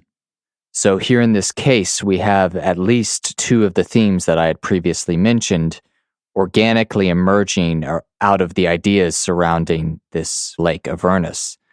The association with divinity or the divine, and also an association with the land of the dead. But in order to establish that what we're dealing with here is something that is truly a human universal that all people can partake in, and the symbolism has a broad cohesion of meaning, we need to look at other cultures and see whether this association can be maintained, or if it's similar, or if there's something there that we can add to this web of meaning that we're spinning around this central symbol of the lake. So to do so, we are going to hop over from Roman thought about Lake Avernus to some of the beliefs of native indigenous people of North America. I've been reading a fascinating book by the author Gregory Shushan on NDEs and indigenous religions. And in the chapter on the Zuni people of the American Southwest, there was a really interesting connection between a lake and the realm of the dead and with spiritual beings known as Kachinas. The NDE that Shushan mentions in his book is different than Zuni afterlife beliefs, but this gave me a starting point to do a bit more research and find out more about what the connection was between these Kachinas and a lake. So I'm going to read a quick quote from this chapter.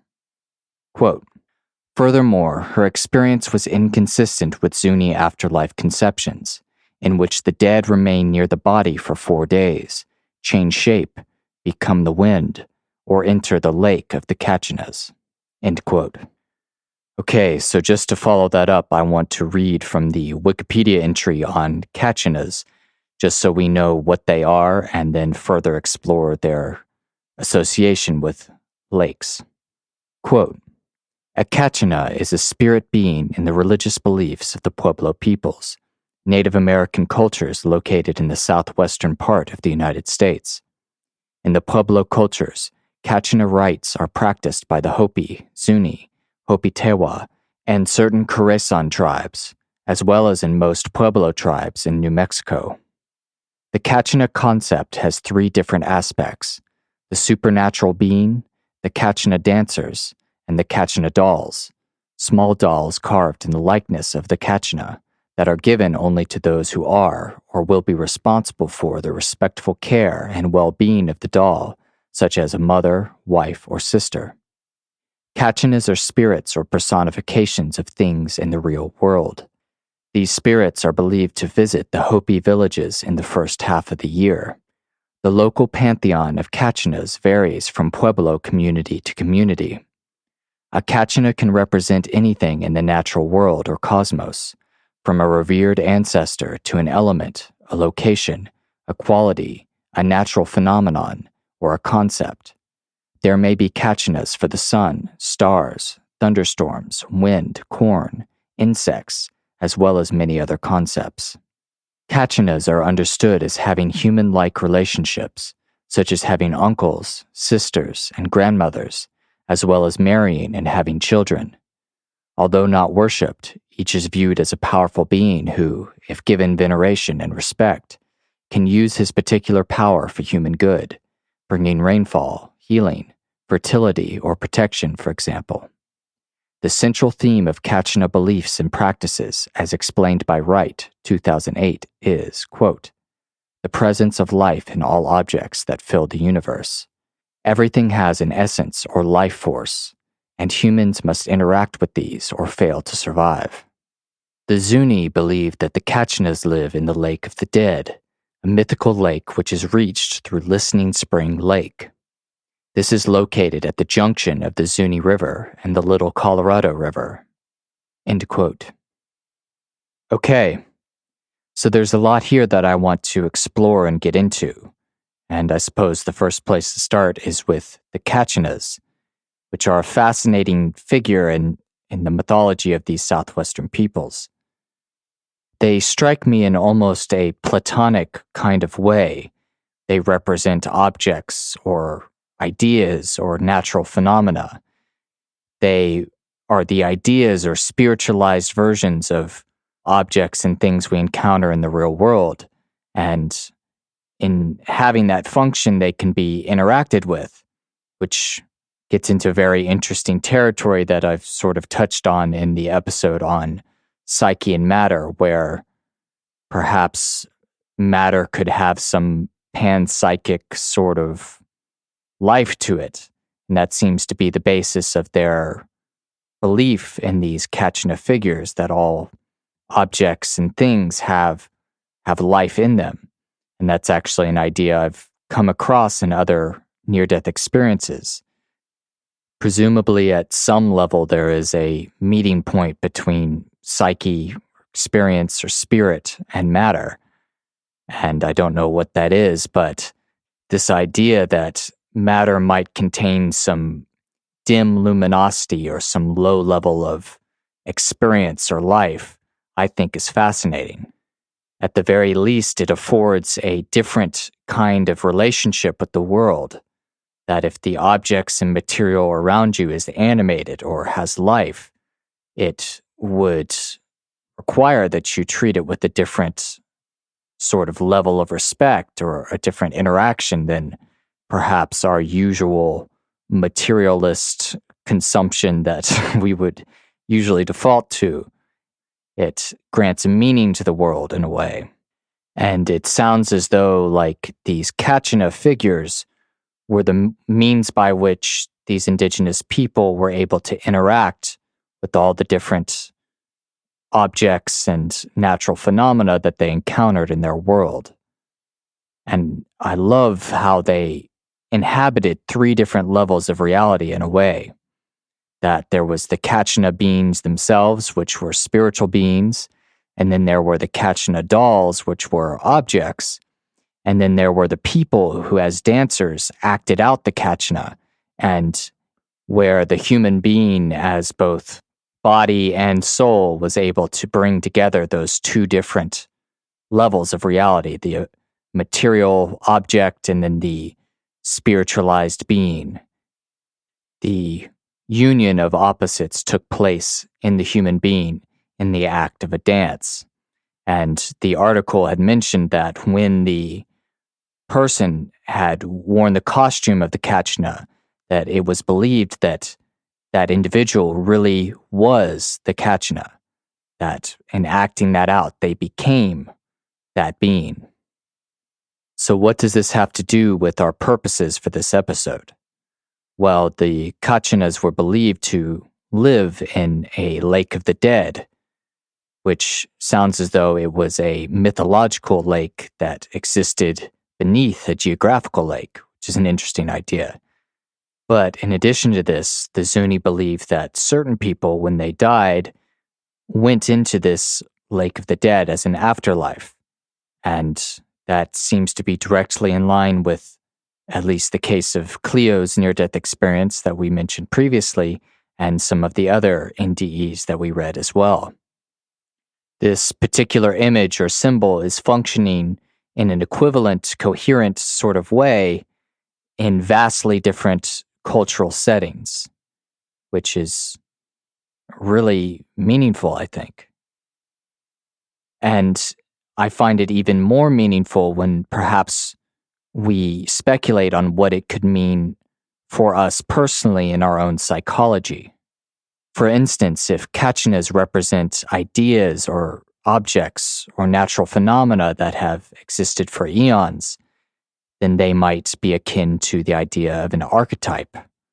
And if they live in a lake, then perhaps the lake itself is akin to the collective unconscious.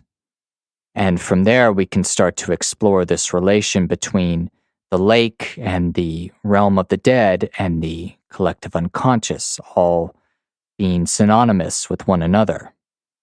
At the very least, all of our bodies and languages and cultural practices and religious beliefs have been passed on to us from our ancestors. And so I don't think it's that much of a stretch to say that we contain the realm of the dead within us, since that is what brought us into being and what we're literally made of. And based on the observation of his patient's dreams, Jung supposed that not only were our bodies collectively built over millions and millions of years of evolution, but also the inner experience of those bodies, the psyche, would have a collective strata that stretched way back into the mists of time, into unconsciousness. To further get into this, I'm going to read a paragraph from Jung's memoirs called Memories, Dreams, Reflections. Quote, "Shortly before this experience, I had written down a fantasy of my soul having flown away from me. This was a significant event. The soul, the anima, establishes the relationship to the unconscious. In a certain sense, This is also a relationship to the collectivity of the dead, for the unconscious corresponds to the mythic land of the dead, the land of the ancestors. If, therefore, one has a fantasy of the soul vanishing, this means that it is withdrawn into the unconscious or into the land of the dead. There it produces a mysterious animation and gives visible form to the ancestral traces, the collective contents. Like a medium, it gives the dead a chance to manifest themselves. Therefore, soon after the disappearance of my soul, quote, the dead appeared to me, and the result was the septum sermonis. This is an example of what is called loss of soul, a phenomenon encountered quite frequently among primitives. From that time on, the dead have become ever more distinct for me as the voices of the unanswered, unresolved, and unredeemed. For since the questions and demands which my destiny required me to answer did not come to me from outside. End quote. It strikes me more and more as I get into this topic that a good answer to the question of where do we go after we die might be the same place that we were before we were born. That is, unconsciousness. Now, to most people, that has a coldness to it. It's not a very good answer, but if we empirically experience within our own selves that the unconscious has a life of its own, that it has its own gravitas, its own force or will that we can interact with, then that starts to open up possibilities of what this state of being after death might be. Based on people's NDEs, it seems as though our consciousness is able to continue on into this landscape created by the unconscious, which takes a particular cultural or personal form, and perhaps even a universal form of particular religious or symbolic ideas. But in an NDE, someone always comes back. And so it's unclear whether we would continue to have a conscious separate existence, or perhaps whether we would be reabsorbed into the unconscious totality once we crossed that line. But ultimately, that is a question that can only be answered by each of us individually, on our own terms, in our own experience. And that is why we are doing this particular episode, as a means of answering that question of what happens after we die, that perhaps our experience allows us to have more answers than we previously thought. Based on what we've discussed so far, the lake seems to be symbolic of the land of the dead, or the place where a deity resides. And perhaps this is also analogous to our own unconscious. Just to drive this point home, I wanted to share another fascinating example of this exact symbolism in action that I found in a particular lake and a particular culture in Africa. It's called Lake Fundudzi, and it is sacred to the Vinda people of South Africa. I'm going to be reading a significant portion of a chapter on the lake from a book called Sacred Places, Sites of Spiritual Pilgrimage from Stonehenge to Santiago de Compostela by the author Philip Carr Gom. And while I do, I'd like you to try and keep in mind some of the previous patterns and motifs that we've discussed so far. The idea of the lake being the realm of the dead, where the ancestors live, the realm of spirits, or the home of the gods, and try to keep an eye out for how these cultural practices and rituals emerge concordantly with this autonomous belief in the sacrality of the lake. Quote, nestling in the lush and fertile terrain of the Limpopo province in northeastern South Africa is a lake and forest that even today has managed to resist the onslaught of tourism. The people of this region, the Vinda, hold Lake Fundudzi and the surrounding forest of Tatevondo in such great revere that visits may only be arranged by permit. In one of South Africa's least visited areas, just below the arc of the Great Limpopo River that marks the country's border with Botswana and Zimbabwe, lies Vinda, homeland of the Vavinda people, often known simply as the Vinda. This is a land of high mountains and peaceful valleys, dense forest, and an abundance of clear water. To the north is the magnificent site of Great Zimbabwe, while the northwest, besides the Limpopo, contains the ruins of Mapungubwe, capital of a thriving medieval kingdom. Meanwhile, to the south, the Salpansberg Mountains guard the Vinda's most precious secrets. At the heart of the Vinda region lies the sacred Lake Fundudzi, which means, quote, place of learning, and the equally revered forest of Tatevondo. No one is allowed to bathe or swim in this lake, and access for visitors is strictly controlled and limited.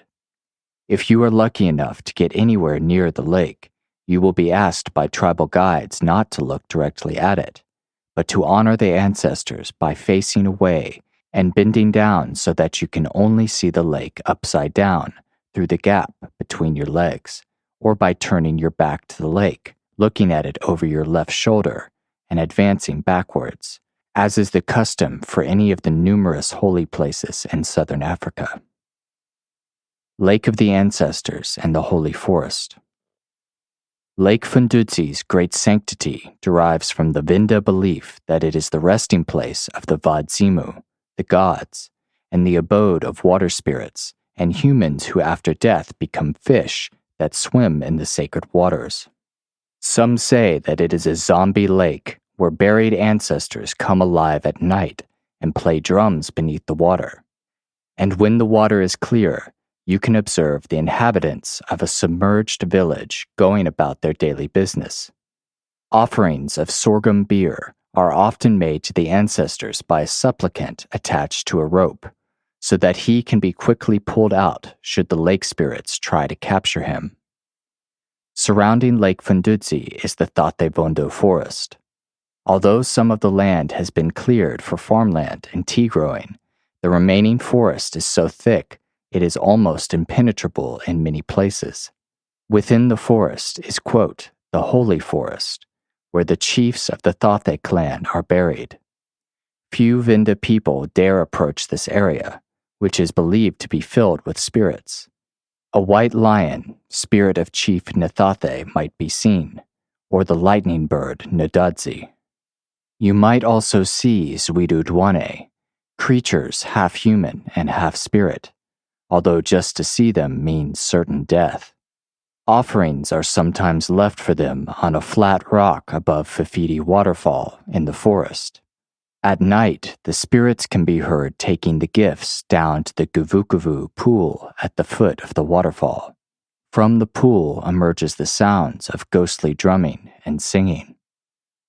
The Crocodile Rock.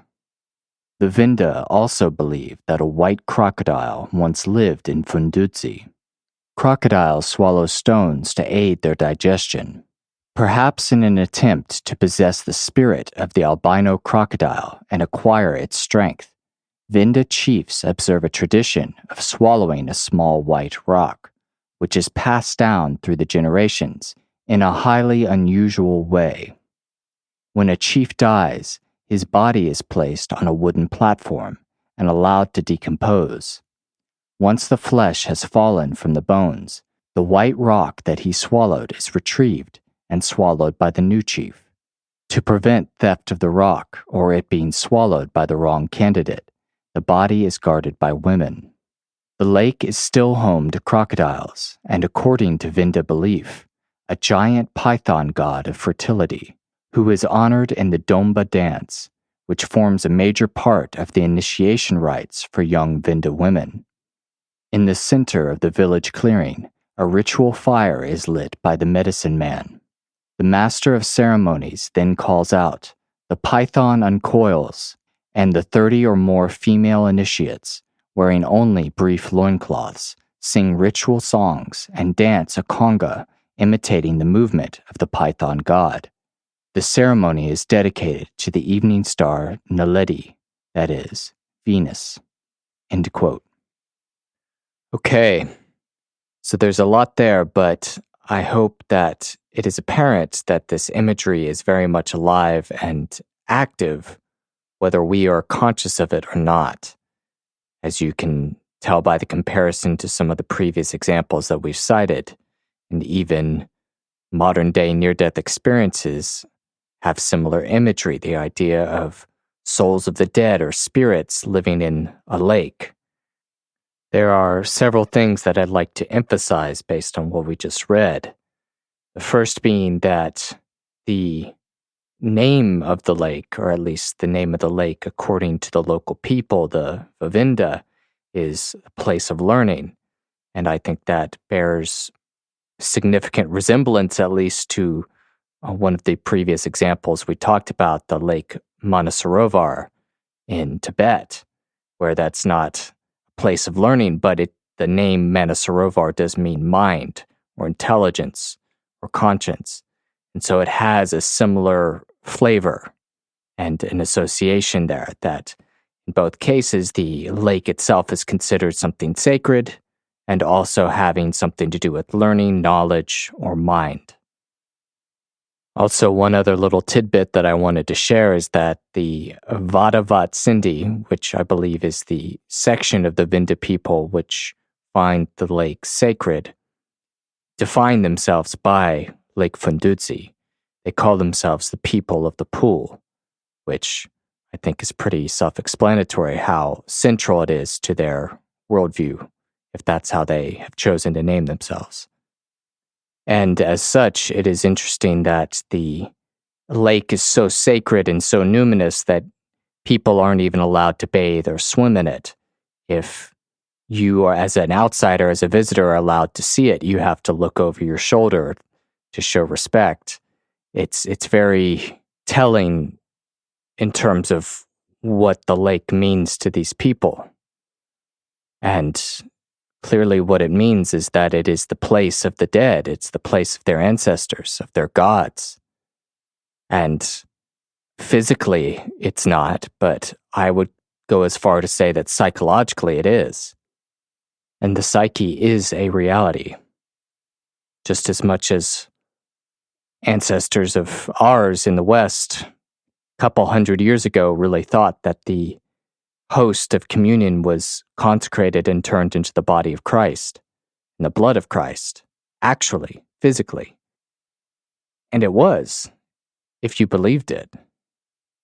These are symbolic contents that unconsciously push up from within us and get expressed in particular cultures based on their environmental factors and their history, and they get developed over time and engaged with in ritualistic action.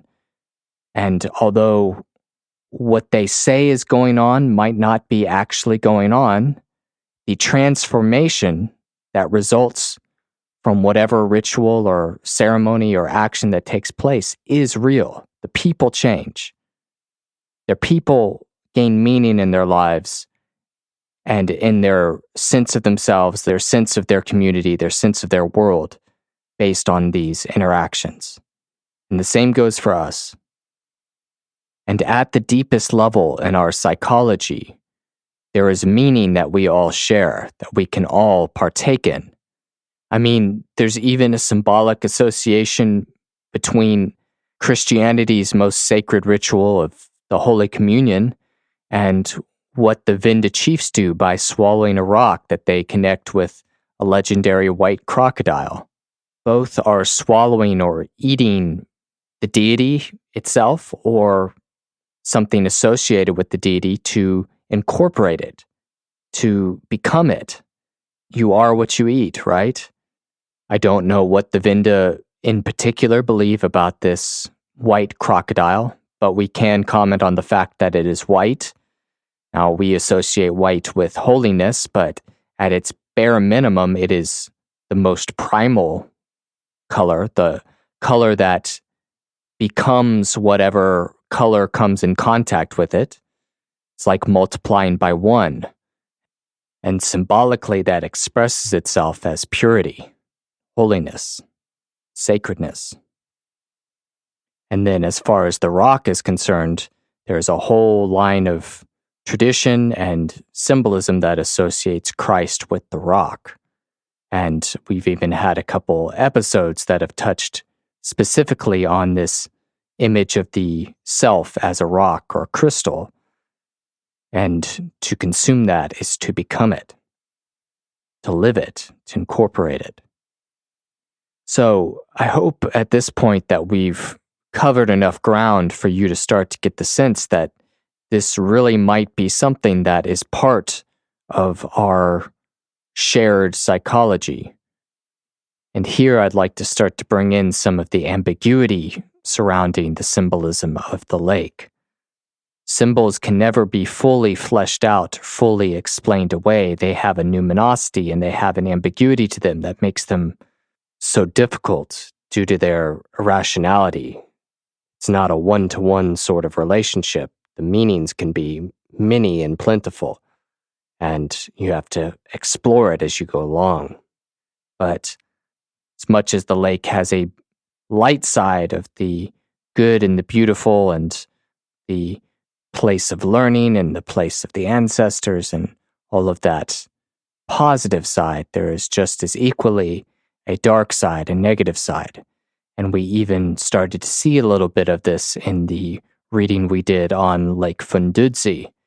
The fact that when the Vinda wanted to make an offering of beer to the lake, and someone had to go into the lake, they tied a rope to him so he would not get dragged down by the ancestors or the spirits. So here we're going to start to incorporate some of that darker side because the exploration of this symbol would not be complete without it. And so to start the process of wading into the dark side of the lake, let's say, I want to focus in on a truly ambiguous symbol that has appeared in connection with my research into the appearance and mythology of lakes. And that is the snake, which we've already seen in the case of the Vinda people and their belief in a python god of fertility living in Lake Fundudzi or around it.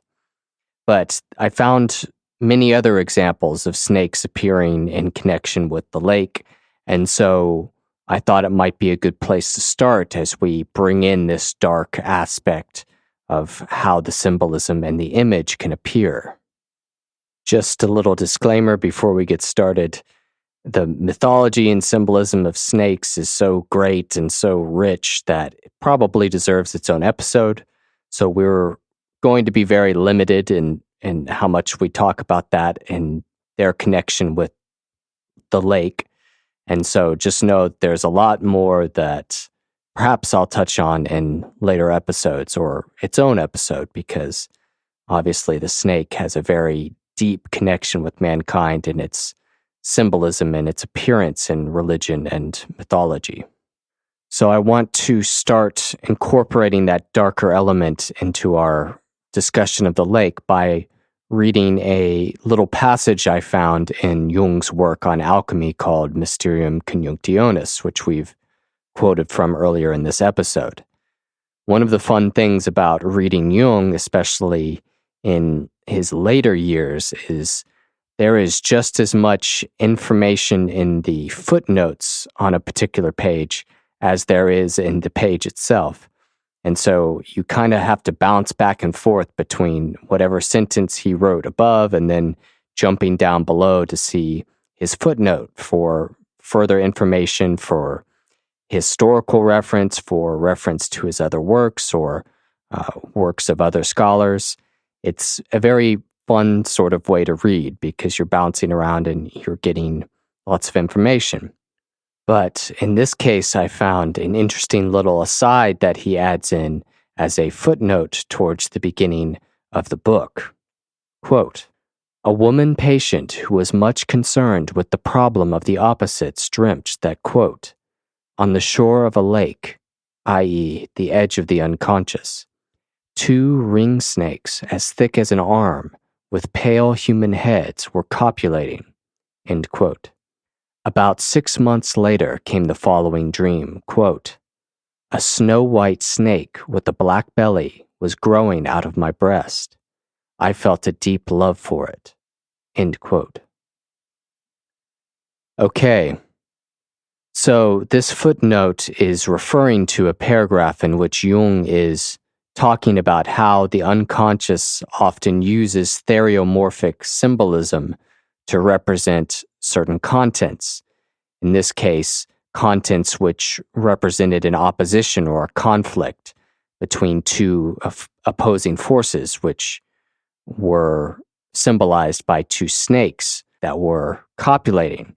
They were being reconciled, they were joining together. And sure enough, the dream 6 months later represents the solution, the union between those two opposing snakes or two opposing contents. We unfortunately don't have any context about what the conflict was that was solved in the patient. We only have this little tidbit about how it expressed itself symbolically. But I thought the dream was fascinating in its symbolism and a good place to start bringing in this darker side of the image of the lake. As Jung points out in the commentary on the dream itself takes place on the edge of a lake, which he points out is representing the edge of the unconscious. So if we follow Jung's notion that the lake represents the unconscious, the collective unconscious, our psyches and their objective phenomenology, then the snake or the serpent or the creature living in the lake would represent an archetypal content, something that, an idea, a pattern, a motif that is part of our psychic makeup, our blueprint. Just as our bodies follow similar forms and layouts and functions, perhaps our psychology does as well. And these find expression in a compensatory manner depending on cultural contexts and environmental contexts and personal contexts too. So if we start to examine what some of these archetypal forms are that are connected with the lake, like the serpent or the dragon or lake monster or fish, I think we can start to amplify what the symbolism of the lake is and how we can interact with it and how it manifests and how it expresses itself mythologically and symbolically and what the meaning might be there. And I found a really good passage that starts to explore some of the ideas surrounding snakes and serpents and dragons and their connection with water symbolism and lakes in Patterns in Comparative Religion by Mircea Eliade, which we touched on earlier. Quote, "Water animals and emblems. Dragons, snakes, shellfish, dolphins, fish, and so on are the emblems of water. Hidden in the depths of the ocean, they are infused with the sacred power of the abyss. Lying quietly in lakes or swimming across rivers, they bring rain, moisture, and floods, thus governing the fertility of the world. Dragons dwell in the clouds and in lakes. They have charge of thunderbolts. They pour down water from the skies, making both fields and women fruitful. We shall be reverting later to the many-sided symbolism of dragons, snakes, shells, and such. In the present paragraph, I shall merely glance at it, limiting myself to the Chinese and Southeast Asian cultures. Dragons and snakes, according to Chuang Tzu, symbolize rhythmic life, for the dragon stands for the spirit of water, whose harmonious fluctuations feed life and make all civilization possible. The dragon Ying gathers all the waters together and orders the rain, for he is himself the principle of moisture. Quote, when a drought grows acute, they make an image of the dragon Ying and it starts to rain. In early Chinese writings, you often find a linking of dragon, thunderbolt, and fertility Quote, "The beast of the thunder has the body of a dragon and a human head." End quote. A girl can become pregnant from a dragon's saliva. Fu Si, one of the founders of Chinese civilization, was born in a pool associated with dragons. In China, the dragon, an emblem of sky and water, was constantly associated with the emperor, who represented the rhythms of the cosmos and conferred fecundity on the earth. When the rhythms were disturbed, when the life of nature or of society became troubled, the emperor knew what he must do to regenerate his creative power and reestablish order. A king of the Xia dynasty, to guarantee the development of his kingdom, ate dragons. In Chinese mythology, which is that of a people living away from the sea, the dragon, emblem of water, has always got more definite sky powers than he has elsewhere. The fertility of water becomes centered in the clouds, in the world above. But the pattern of fecundity, water, kingship, holiness is more closely adhered to in the Southeast Asian mythologies, in which the ocean is seen as the foundation of all reality and the giver of all powers. J. Przlewski has analyzed a great many Australasian and Indonesian legends and folktales, which all present one special feature. The hero owes his extraordinary status of king or saint to the fact that he was born of a water animal. All these traditions show very clearly the sacred importance and consecrating power of water. Both sovereignty and sanctity are the gift of sea spirits. Magico-religious power lies at the bottom of the sea and is given to the heroes by female beings. Serpent genies did not dwell only in the seas and oceans, but also in lakes, pools, wells, and springs. The worship of serpents and serpent genies in India and elsewhere, in whatever setting we find it, always preserves its magico-religious bond with water. Serpents and serpent genies are always found close to water, or in charge of it. There are genies guarding the springs of life, of immortality, of holiness, as well as all the emblems connected with life, fecundity, heroism, immortality, and treasure." End quote. Okay, so I thought this was a very important passage to share based on some of the things that we've discussed so far and a lot of connections that can be made. Now, we haven't really gotten into the darker, evil sort of aspect of the serpent or the snake or the dragon, but in this case, I thought it was fascinating because clearly the dragon in the East Asian cultural context seems to be associated with fertility and, by extension, serpents as well. And so here we have a connection that we can draw with the beliefs of the Vinda and Lake Fundudzi. The idea of a python god of fertility lines up quite well with what we just read about East Asian beliefs about dragons. And not only does the symbol of dragons and serpents line up quite well with fertility and the rhythms of life, but this passage also placed them in the context in which we are exploring, that of a lake.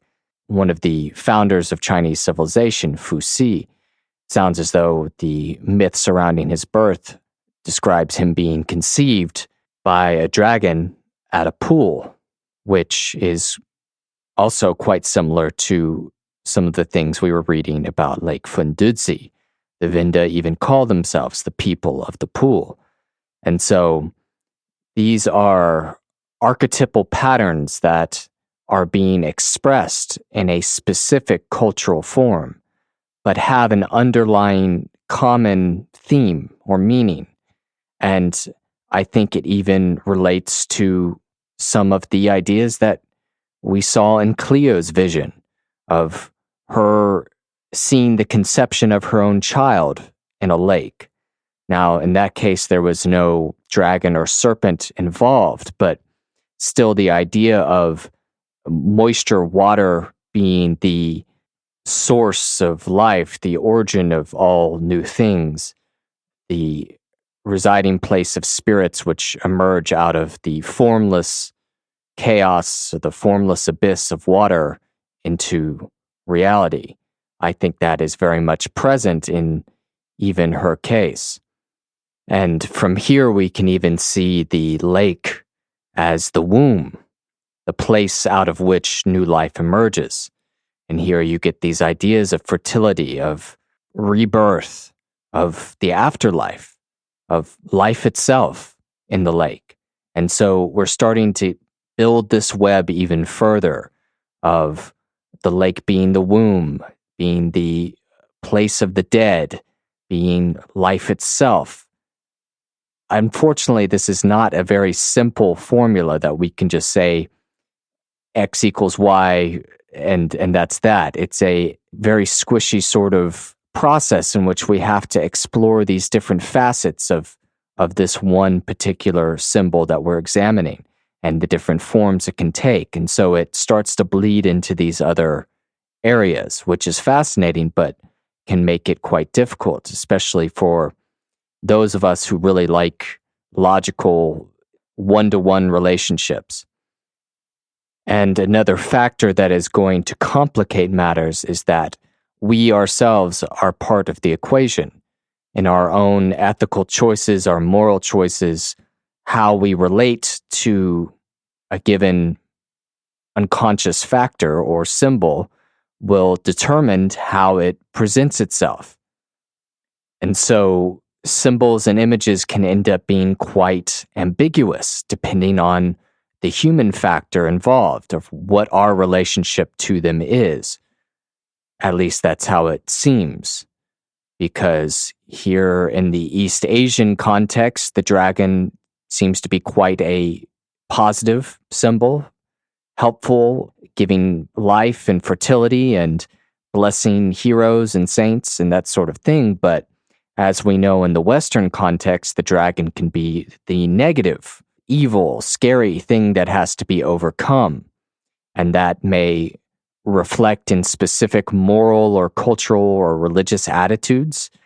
So if we are thinking of the dragon representing fertility or the urge to life, depending on how we interact with that urge can yield different results in the world, I suppose. And so cultural ideas can influence how ambiguous symbols present themselves, like in the East and the West, but also our own personal relation to specific forces and instincts and archetypal forms perhaps could influence their character and how they present themselves. Our own choices, the way we live our lives and the way we interact with others and with ourselves can make the difference between seeing the wise, helpful dragon in the lake or the evil, scary, demonic dragon in the lake of fire. For instance, generally speaking, in the West, we tend to have a sense of guilt and shame and sin associated with what the serpent represents. It was the snake in the Garden of Eden that tempted us into awakening, into consciousness, and that is seen as a sin against God. But on the other hand, if that had not occurred, then the whole divine plan of Christ's salvation could not have unfolded, and we would presumably still be animals and not know the difference between right and wrong, or not be conscious.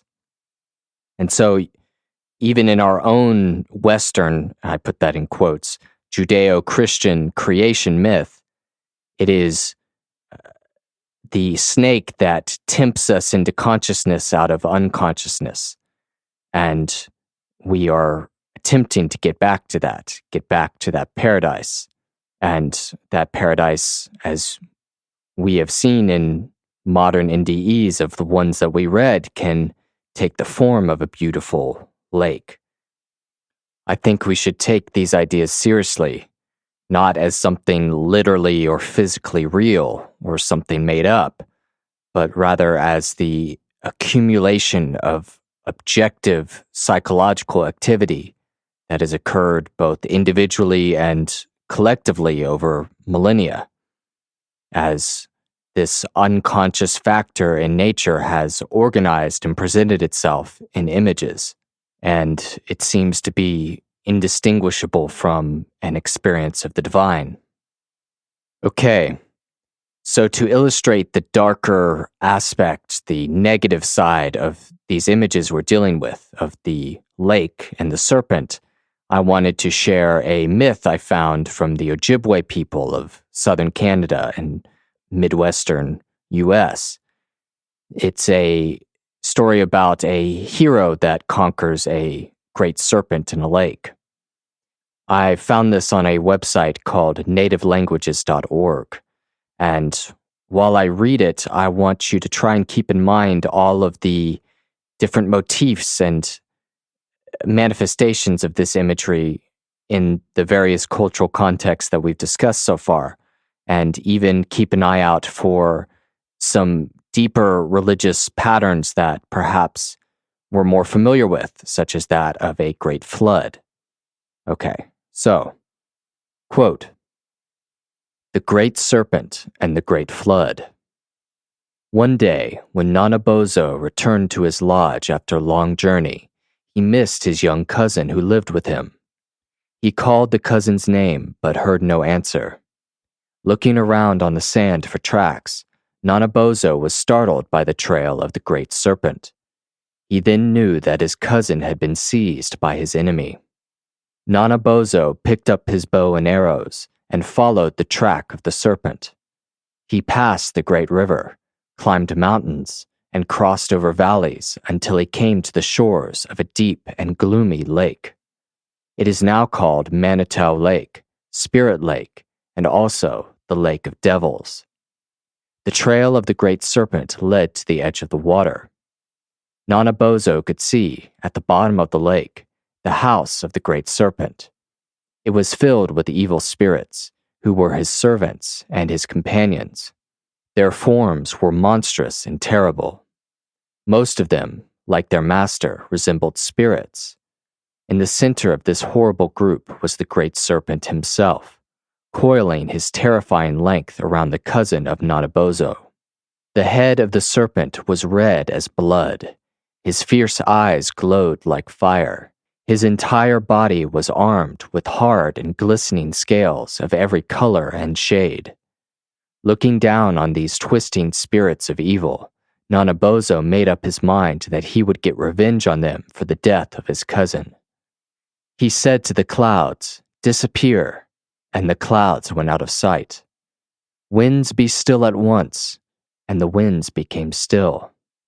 When the air over the lake of evil spirits had become stagnant, Nanabozo said to the sun, 'Shine over the lake with all the fierceness you can. Make the water boil.'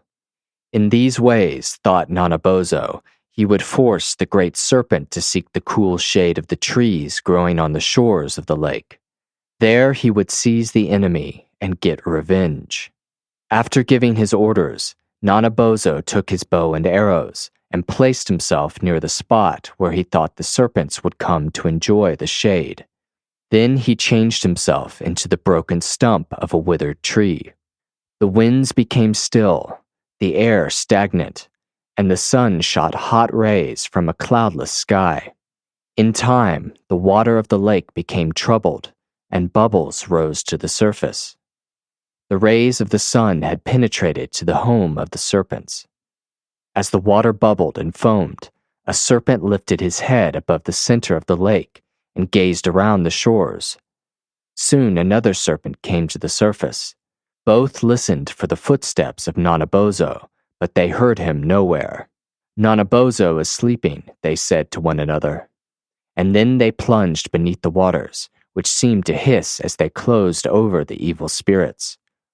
Not long after, the lake became more troubled. Its water boiled from its very depths, and the hot waves dashed wildly against the rocks on its banks.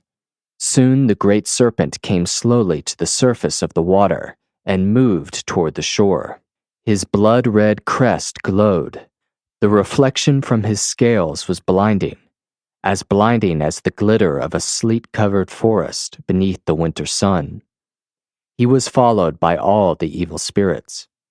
So great was their number that they soon covered the shores of the lake. When they saw the broken stump of the withered tree, they suspected that it might be one of the disguises of Nanabozo. They knew his cunning.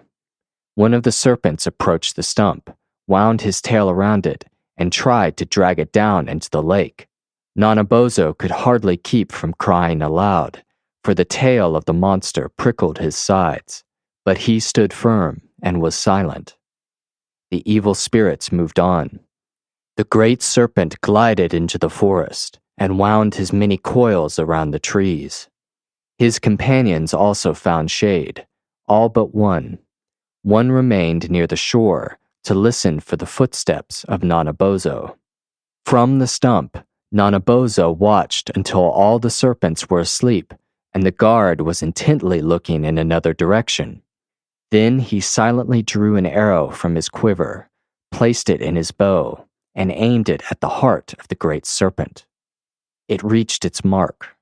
With a howl that shook the mountains and startled the wild beasts in their caves, the monster awoke, followed by his terrified companions, who were also howling with rage and terror.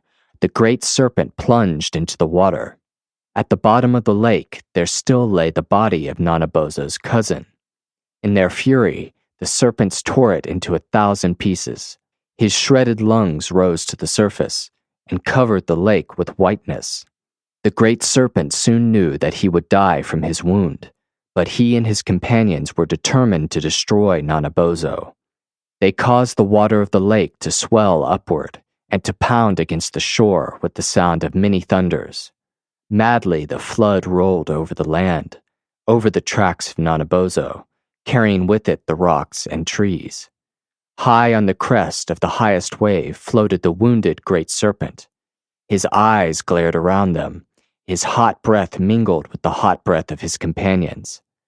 Nanabozo, fleeing before the angry waters, thought of his Indian children. He ran through their villages shouting, "Run to the mountaintops! The great serpent is angry and is flooding the earth. Run, run!" The people caught up their children and found safety on the mountains.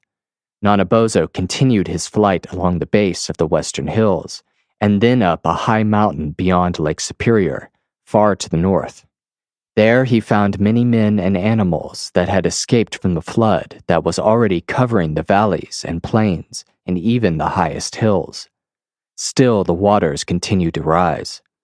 Soon all the mountains were under the flood, except the high one on which stood Nanabozo. There he gathered together timber and made a raft. Upon it the men and women and animals with him placed themselves. Almost immediately the mountaintop disappeared from their view, and they floated along the face of the waters. For many days they floated. At long last, the flood began to subside. Soon the people on the raft saw trees on the tops of the mountains. Then they saw the mountains and the hills, and then the plains and the valleys. When the water disappeared from the land, the people who survived learned that the great serpent was dead and that his companions had returned to the bottom of the lake of spirits. There they remain to this day. For fear of Nanabozo, they have never dared to come forth again. End quote. Okay, so there's a lot to unpack here and a lot to explore, but I think this is going to add a lot to our discussion so far of the symbolism of the lake. To start out, I'd say it's quite different from some of the idyllic, paradisal depictions of the lake we've seen in modern near-death experiences that we've read previously, and even from some of the helpful, positive versions of the lake we've seen in Tibetan Buddhism, or the Lake of the Kachinas, the Lake of Spirits, in the case of the Zuni. Perhaps it's closer to the Vinda belief in the lake that the spirits are dangerous and can pull one down, which certainly we see represented here in this Ojibwe myth. So with this, we are getting into that darker side of the lake, which is necessary for us to have a complete and total picture of the symbol. In fact, the lake in this case is called the Lake of Spirits, but also called the Lake of Devils. And certainly it is the home of the evil spirits, which are the companions of the great serpent. And based on what happened to Nanabozo's cousin, clearly very dangerous. Now, in trying to make sense of this myth, in trying to interpret it and understand the meaning behind these symbols, I'm going to draw on Jungian psychology and interpret it as if it were a dream or some psychological experience which contains meaning for all of us. And I'd like to emphasize that I'm not trying to psychologize someone's cultural heritage away. In fact, I don't want to say this is just psychology or something like that. It's infinitely more rich than that. I only want to add a level that perhaps we can connect to in a more intimate way. That's something that we can all partake in, because obviously someone's culture is a very deep part of who they are and incredibly important and sacred. And I'm not trying to take away from that or boil that away or subtract from that in any way. For all of these different cultures and examples of the lake that I've cited previously, I only want to find a deeper meaning that we all can understand and see within ourselves and be able to relate to these images and symbols and these motifs and patterns. Because if I were to have a dream of a giant snake in a lake, well, perhaps this story could help me find a way to integrate it, to relate to it, to understand it, and perhaps that would help me to better understand myself and to grow. So, yeah, I just want to emphasize that because I want to be very sensitive that people's cultures are important, and I don't want to take away from that in any way. Okay, so the beginning of the story, we find out that Nanabozo's cousin has been killed and dragged under the lake by the great serpent. If we were going to look at this through a psychological lens, perhaps what that could mean is that there was some complex or neuroses or psychosis or disorder that managed to pull someone down under the water. And I think we've all unfortunately seen examples of that, whether that is like I said, a disorder, a trauma, or a alcoholism, or some kind of substance abuse, something that is able to pull someone beneath into a depression or even some worse state, perhaps even death. And at the beginning of the story, we see that the lake is where the dead go, where the body of Nanabozo's cousin resides. It is the grave. It is the underworld. It is the land of the dead, and the home of this great serpent. So the great serpent perhaps is some unconscious complex that is coming to the surface and causing some terrible, awful tragedy to occur. I want to make a quick aside regarding the idea that monsters, serpents, live in lakes. That's obviously a folklore, mythological idea, and one that many people still believe today, regardless of all the sonar scans and research that has been done to disprove that idea. For instance, I've been to Loch Ness before. I didn't see a monster, but I did definitely understand why people could believe that there was something lurking beneath that black water. And I think that's because that represents a psychological reality within us. There is stuff that's hiding beneath the surface that we can't see that does come up and scare us, that could pull us under, that could cause some awful tragedy to happen. But nowadays, instead of thinking of it as a monster, a demon, we might give it a diagnosis and try to prescribe something to deal with it.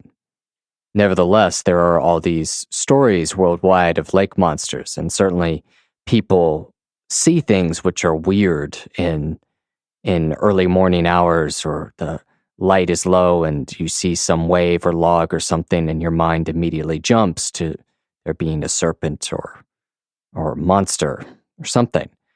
But just as an illustration of why I would tend to think that this is something psychological that obviously is representing something, but perhaps not literally or physically like we tend to prefer. My parents just recently built a house on Lake Norman, which is a lake that's north of Charlotte, North Carolina. This lake was created in, I think, the 60s by Duke Energy, and they dammed up the Catawba River and formed this quite large lake. But it's obviously not an ancient old Loch Ness type of lake, considering it was made about 60, 70 years ago.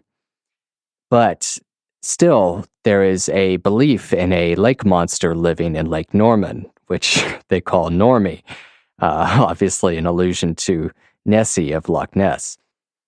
Now, I know there was quite a sizable Scottish population that settled in North Carolina when it was a colony, but still, the belief in a lake monster in a lake that was formed in the early 60s is pretty far-fetched.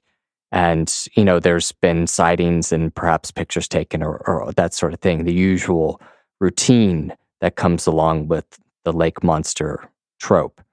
But I think this just illustrates how salient and meaningful this idea really is, because there's no factual way that a ancient lake monster could be living in a man-made lake, let alone some old lake, that has been around for millions of years. But at least there you can kind of see how maybe something was able to survive, or some crazy idea like that. But clearly in a man-made lake in the 60s, that's not going to be the case. Still, this idea is living, and people, I don't know how seriously they take it, but the fact that it's there at least points to some psychological reality to this idea that, well, no, there's not a monster in the lake. Perhaps there are monsters within us that get projected out onto that dark water. So, how are we supposed to deal with these monsters and serpents lurking within us? How are we supposed to handle them? How are we supposed to fight them and overcome them? Well, Nanabozo comes up with a plan. From what I understand, Nanabozo is a cultural hero and trickster figure in Ojibwe storytelling and mythology, and he might have an association with their creation myth as well. He's very clever and resourceful, and he sometimes takes the form of a rabbit, but clearly from the story, he can shapeshift into whatever he needs to be. In terms of Jungian psychology, he might be a figure of the self, the totality of the psyche, a almost Christ-like savior figure or trickster that is able to guide others, and in this case serves as the hero and the moral basis for the lesson of this story. So Nanabozo decides to set a trap for the great serpent and his evil spirit companions. And it sounds as though Nanabozo is so in tune with the world and so in tune with himself, and having a almost deity-like level to him, that he is able to command the winds and command the sun. So what that expresses is a deep connection between he and, let's say, the divine, but the world, a deep connection with himself, that he has these godlike powers. And if one were to interpret it psychologically, the wind is the spirit. It's the pneuma that blows over the face of the waters. It is the force of the divine. And to be able to control that and command it, that represents a deep attunement, almost a God incarnate sort of connotation, I suppose. And the sun is the light of consciousness. It's attention, it's libido, it's focus. It's the warmth that comes from us focusing our attention and our efforts upon something. And so, what the story is suggesting, at least psychologically, I believe, is that by directing and focusing the light of our consciousness on the unconscious, on the lake, having the sun shine on the lake, that causes the content or the issue or the problem, whatever we're trying to solve, to rise to the surface. It brings it forth. So the complex is able to rise to the surface and be dealt with. For a vast majority of human history, there have not been licensed therapists and counselors, but these stories presumably have served a similar function, that myths and stories are able to express psychological processes. That's why we find them so salient and important and meaningful, and they're able to help us when they apply in a given situation. The right symbol and the right myth at the exact right time can have an immense healing effect, can help us frame where we are and what we're supposed to do, and how we can outgrow whatever is plaguing us. And that process can very much happen in the form of a dream, if we're able to speak the symbolic language and understand it and integrate it. So to continue with the story, the sun is beating down upon the water and there's no wind, and Nanabozo has hidden himself, disguised himself as a broken tree stump along the water's edge. And the lake is getting charged up. It's getting very warm and starts to boil and thrash. And this drives the great serpent and his evil companions up from the depths. So perhaps this is raising up of an issue or a complex from the depths of the psyche. And I found it very fascinating, the description of the great serpent, of how he looked. For instance, he was blood red, had a blood red crest, as the story says. Red has a very potent sort of meaning to it. We find it very engaging, both in a positive and negative way. It's blood, but it's also passion, it's fire, it is dynamism, it is movement and energy. It's definitely got a sense of action to it. And certainly the whole story has to do with of how does one deal with this action? How do we resolve this force that is coming up from the bottom of the lake? It's a coagulation of energy that has caused a tragedy to occur on the surface and brought the body of Nanabozo's cousin back down into the land of the dead. Also, how the great serpent appears is very fascinating. His scales are supposed to be so reflective that they are almost blinding, glistening in the sun, and they're incredibly hard and durable.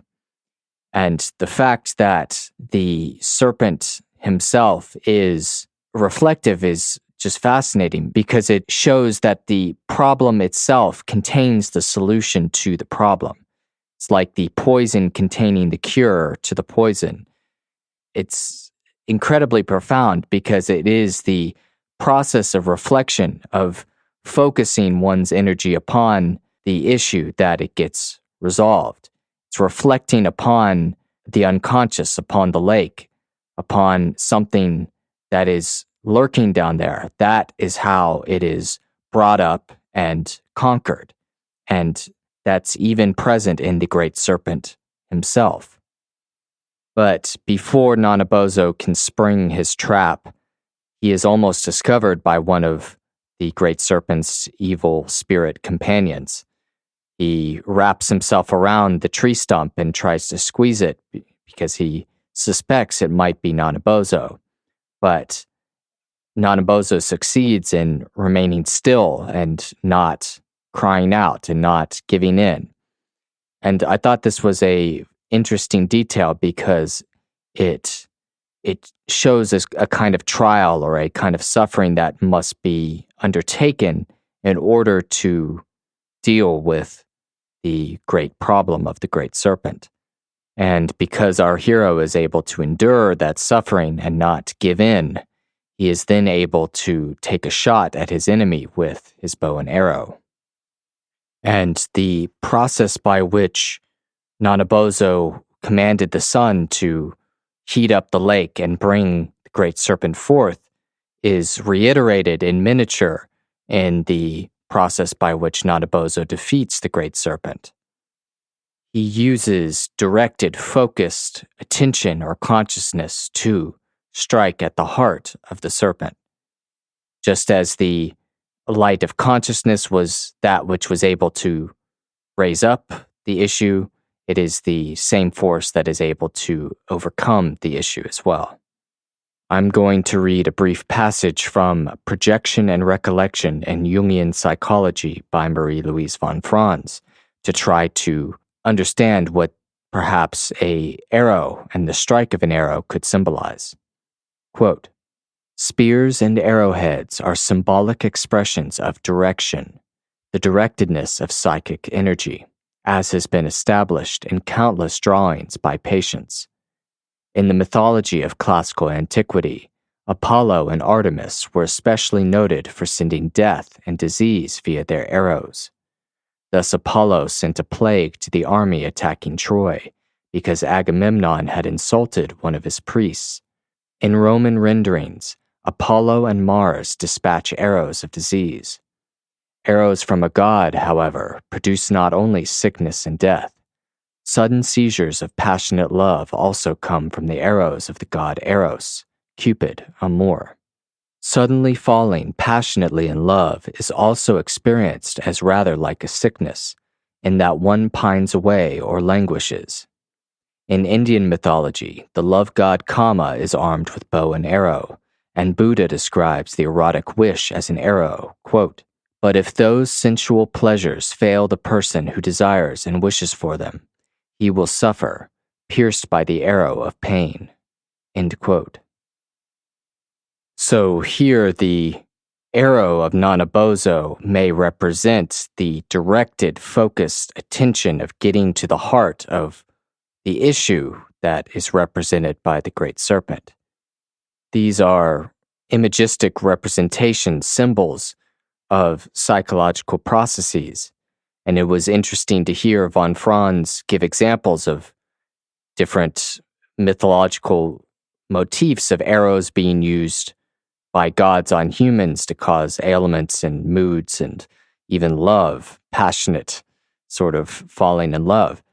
But what is suggested by the Ojibwe story, at least, is that we ourselves can use the directness of libido or consciousness or focus or attention to dissolve or integrate the congealed energy that has formed a complex that has been lurking at the bottom of the lake of our psyche and emerging now and then to cause trouble. And so once the great serpent is pierced through the heart by the arrow, he and all of his spirit companions plunge down to the bottom of the lake in their fury and their howling, and the mountains are shaking. It's a great tumult. And something very interesting happens, which is a detail which took me a little while to think about, and I still don't quite know what to do with it. But the fact that the serpents in their fury tear Nanabozo's cousin's body to shreds, and particularly his lungs, and this causes the lake to turn white. I think symbolically that is very, very intriguing. To start to pull this apart a little bit, I want to read a paragraph from a book by Edward Edinger called The Psyche in Antiquity. It's about the roots of Greek philosophy and its overlap with depth psychology.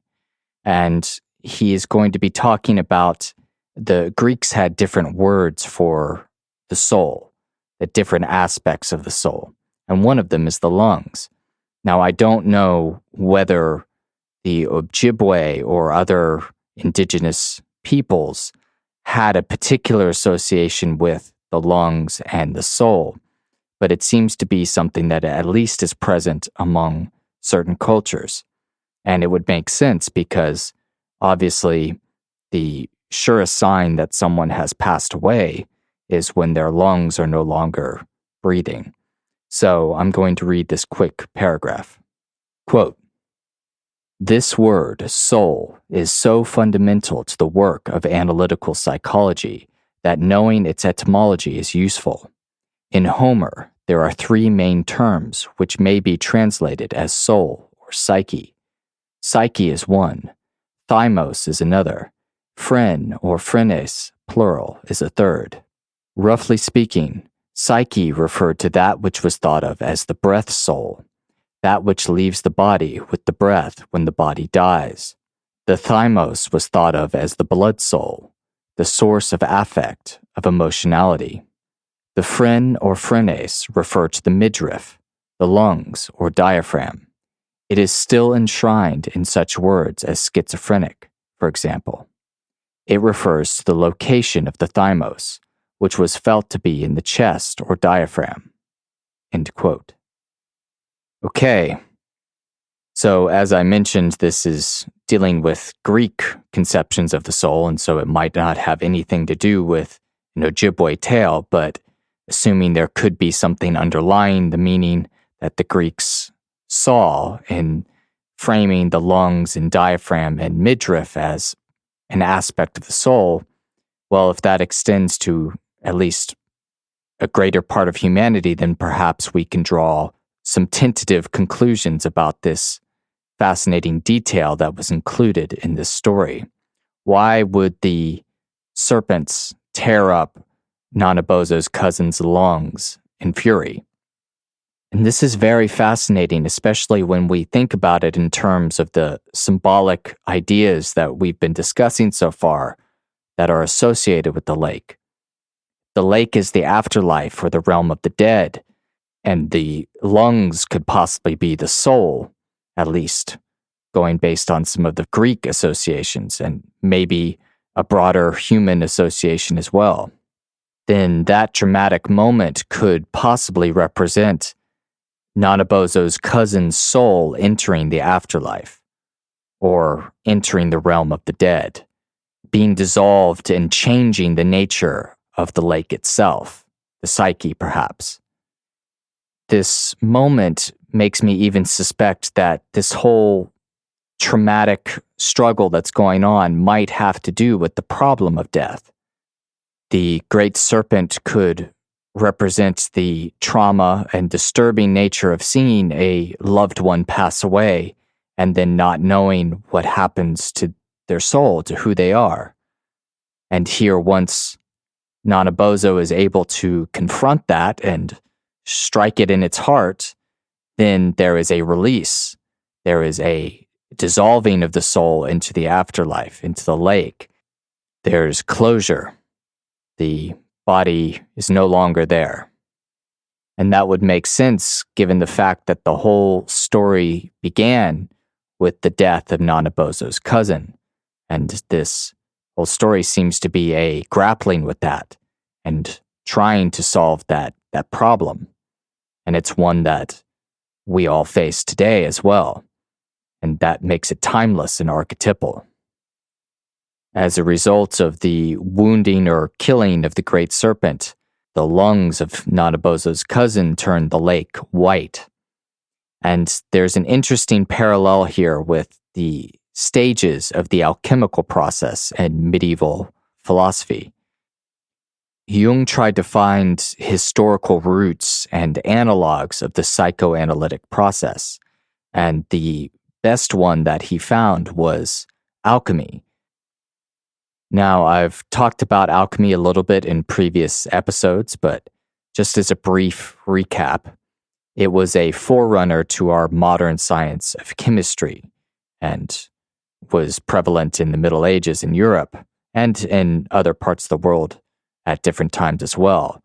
think originally the chemical aspect of it, the messing around with chemical experiments and having it be infused in a religious language, can be traced back to the mummification rituals of the ancient Egyptians.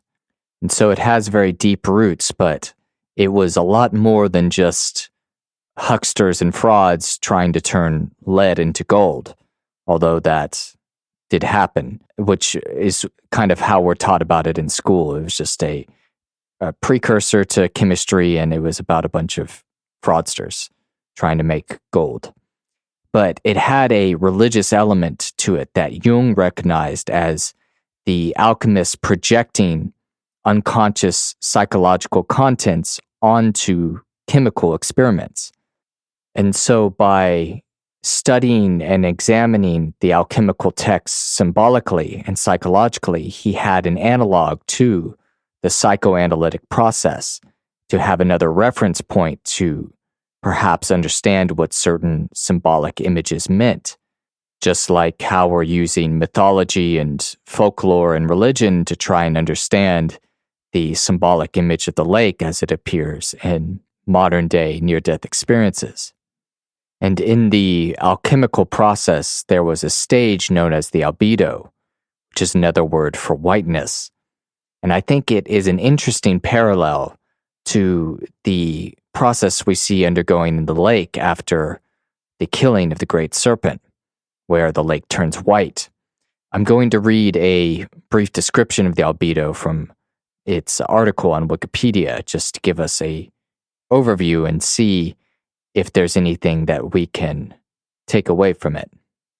Quote, in alchemy, albedo is one of the 4 major stages of the magnum opus, along with nigredo, citrinitas, and rubedo. It is a Latinicized term meaning whiteness. Following the chaos or massa confusa of the nigredo stage, the alchemist undertakes a purification in albedo, which is literally referred to as ablutio, the washing away of impurities. This phrase is concerned with, quote, bringing light and clarity to the prima materia, the personal material. Titus Burckhardt interprets the albedo as the end of the lesser work, corresponding to a spiritualization of the body. The goal of this portion of the process is to regain the original purity and receptivity of the soul. End quote. Okay, so there's a lot more here that I could dive into, but I think for our purposes, this was a very enlightening sort of example of this imagery in action, because it's such a weird part of the story, okay? The great serpent gets mortally wounded, and then his companions all rip up Nanabozo's cousin's lungs, and it turns the lake white. It's like, what does that mean? Well, here is a parallel that is based on an unconscious process that could be at play in this particular story as well. And I think that end bit in which Burckhardt was talking about how it could represent a spiritualization of the body is exactly what I was talking about, in how the lake turning white could represent the entrance of the soul into the afterlife, or the dissolving of the soul into the collective or the psyche or the realm of the dead. And the stages of the alchemical process reflect this as well. The prior stage to the albedo is called the nigredo, and it is blackness. It's associated with death. And then, according to the next step of the process of the alchemical opus, next comes the albedo, which is the whiteness, the spiritualization and purification of the body. And so I thought that was a very useful bit of information to try to elucidate this very strange imagery. And it's even fitting because, as I mentioned, the roots of alchemy go back to the preparation and speculation on the state of the body in Egyptian mummification rituals. But as we've been dealing with these symbolic, dramatic images, we have been trying to tie them to a psychological process that is underneath them that it could possibly represent in each one of us. And that makes it relevant to us in understanding ourselves and each other.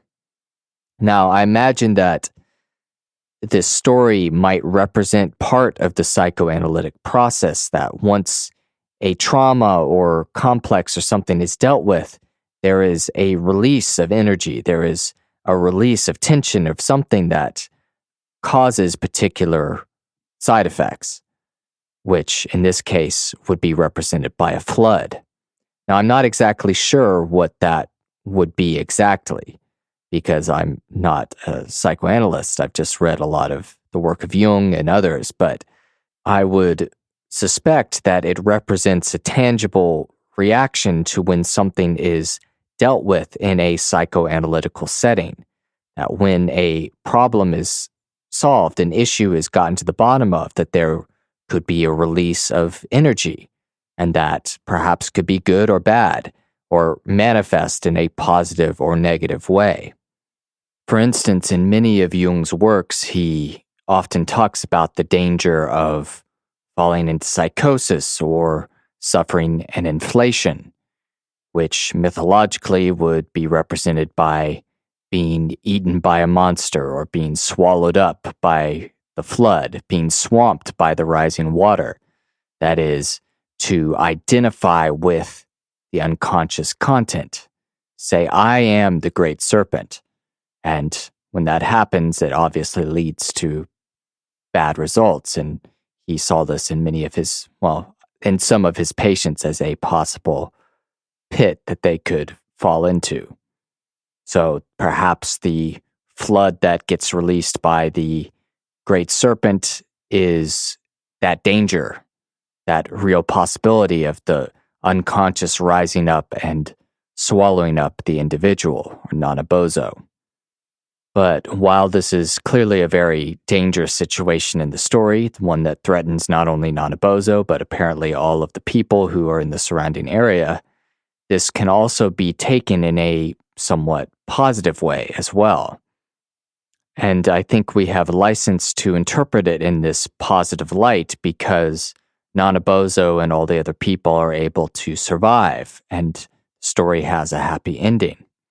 And the energy that gets released from the vanquishing of the great serpent, or the integration of that content, is ultimately the means by which the world is remade into a new order, to a new situation.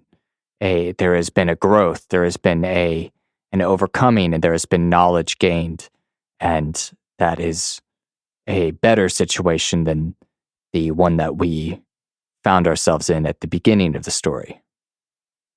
I want to read again from the book Patterns in Comparative Religion by Mircea Eliade, because he has a couple paragraphs on the symbolism of floods and the deluge. And this is an archetypal pattern that we see not only famously in the Bible in the story of Noah's Ark, but in many cultures around the world. And I thought what he had to say about it was quite helpful. Quote, "Almost all the traditions of deluges are bound up with the idea of humanity returning to the water whence it had come, and the establishment of a new era and a new humanity. They display a conception of the universe and its history as something cyclic. One era is abolished by disaster, and a new one opens, ruled by new men. This conception of cycles is also shown by the convergence of the lunar myths with themes of floods and deluges. For the moon is by far the most important symbol of rhythmic development, of death and resurrection. Just as phases of the moon govern initiation ceremonies, in which the neophyte dies to wake into a new life, so too they are intimately connected with the floods that annihilate the old humanity and set the stage for the appearance of the new.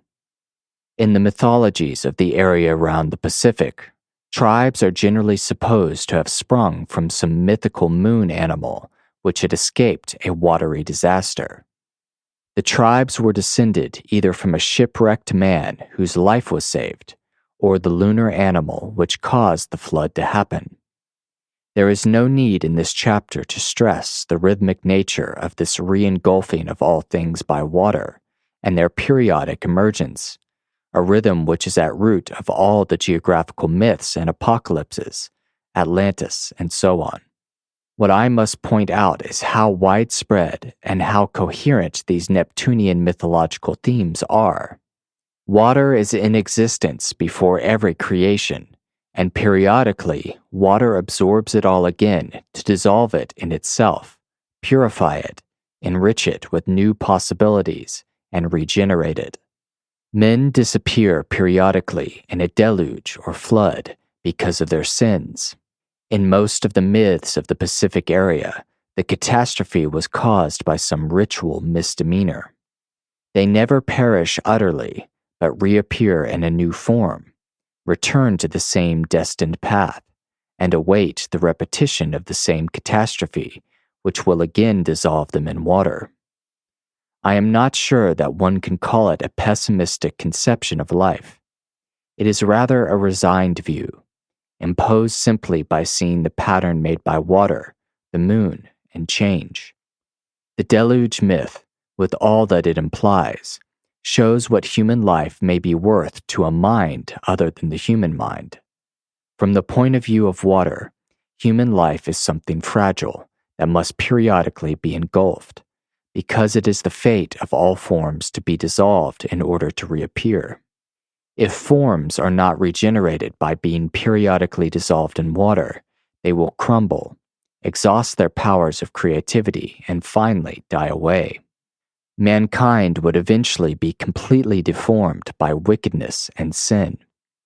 Emptied of its seeds of life and creative powers, humanity would waste away, weakened and sterile.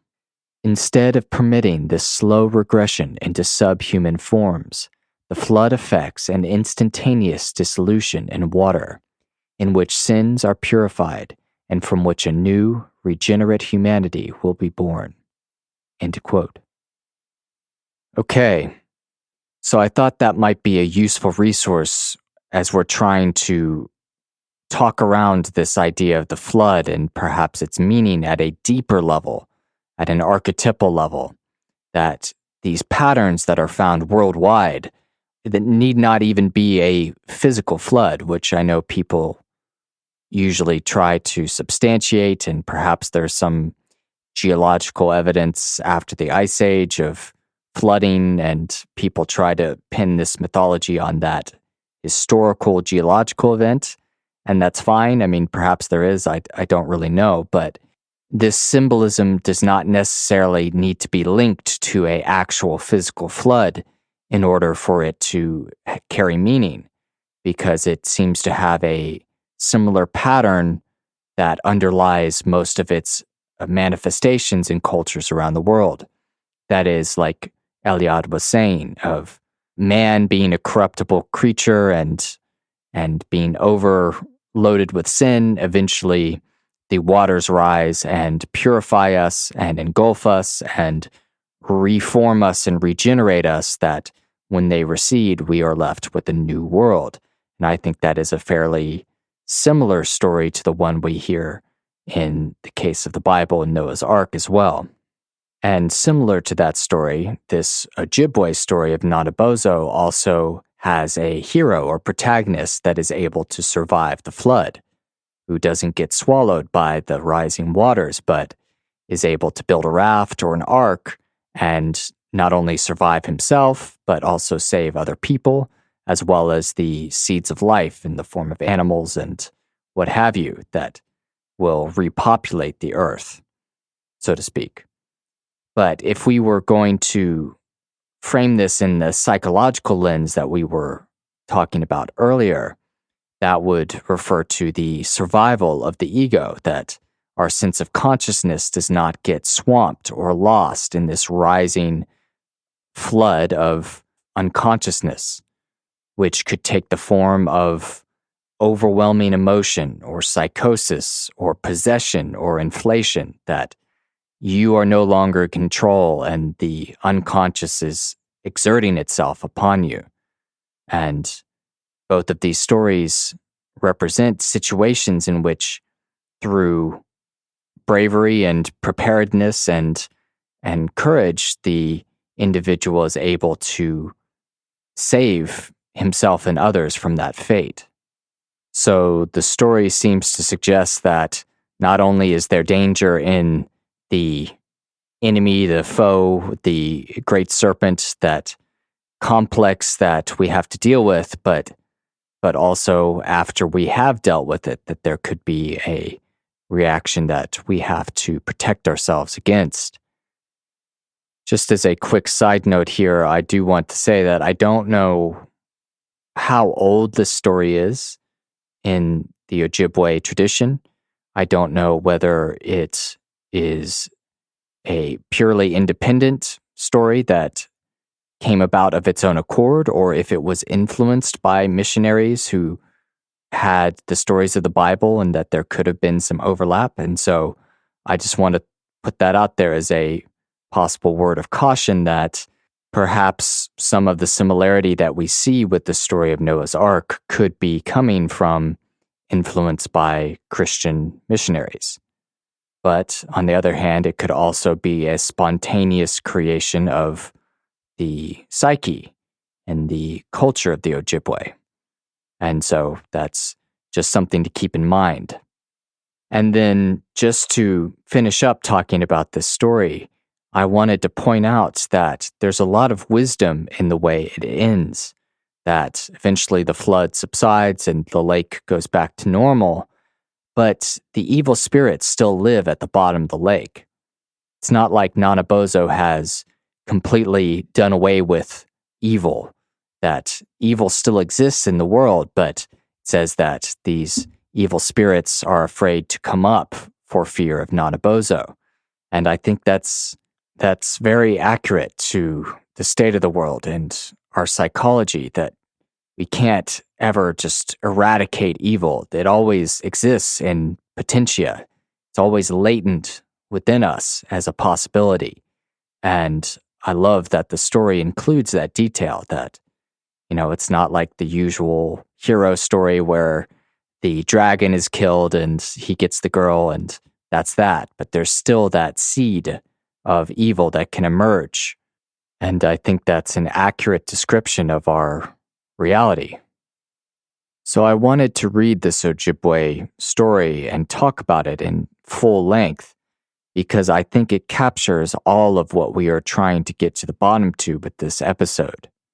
And that is, what does the lake mean?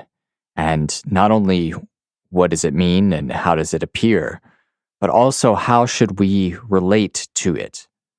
Because I think what is important to note as we've been going through these different examples is that we ourselves are part of the equation.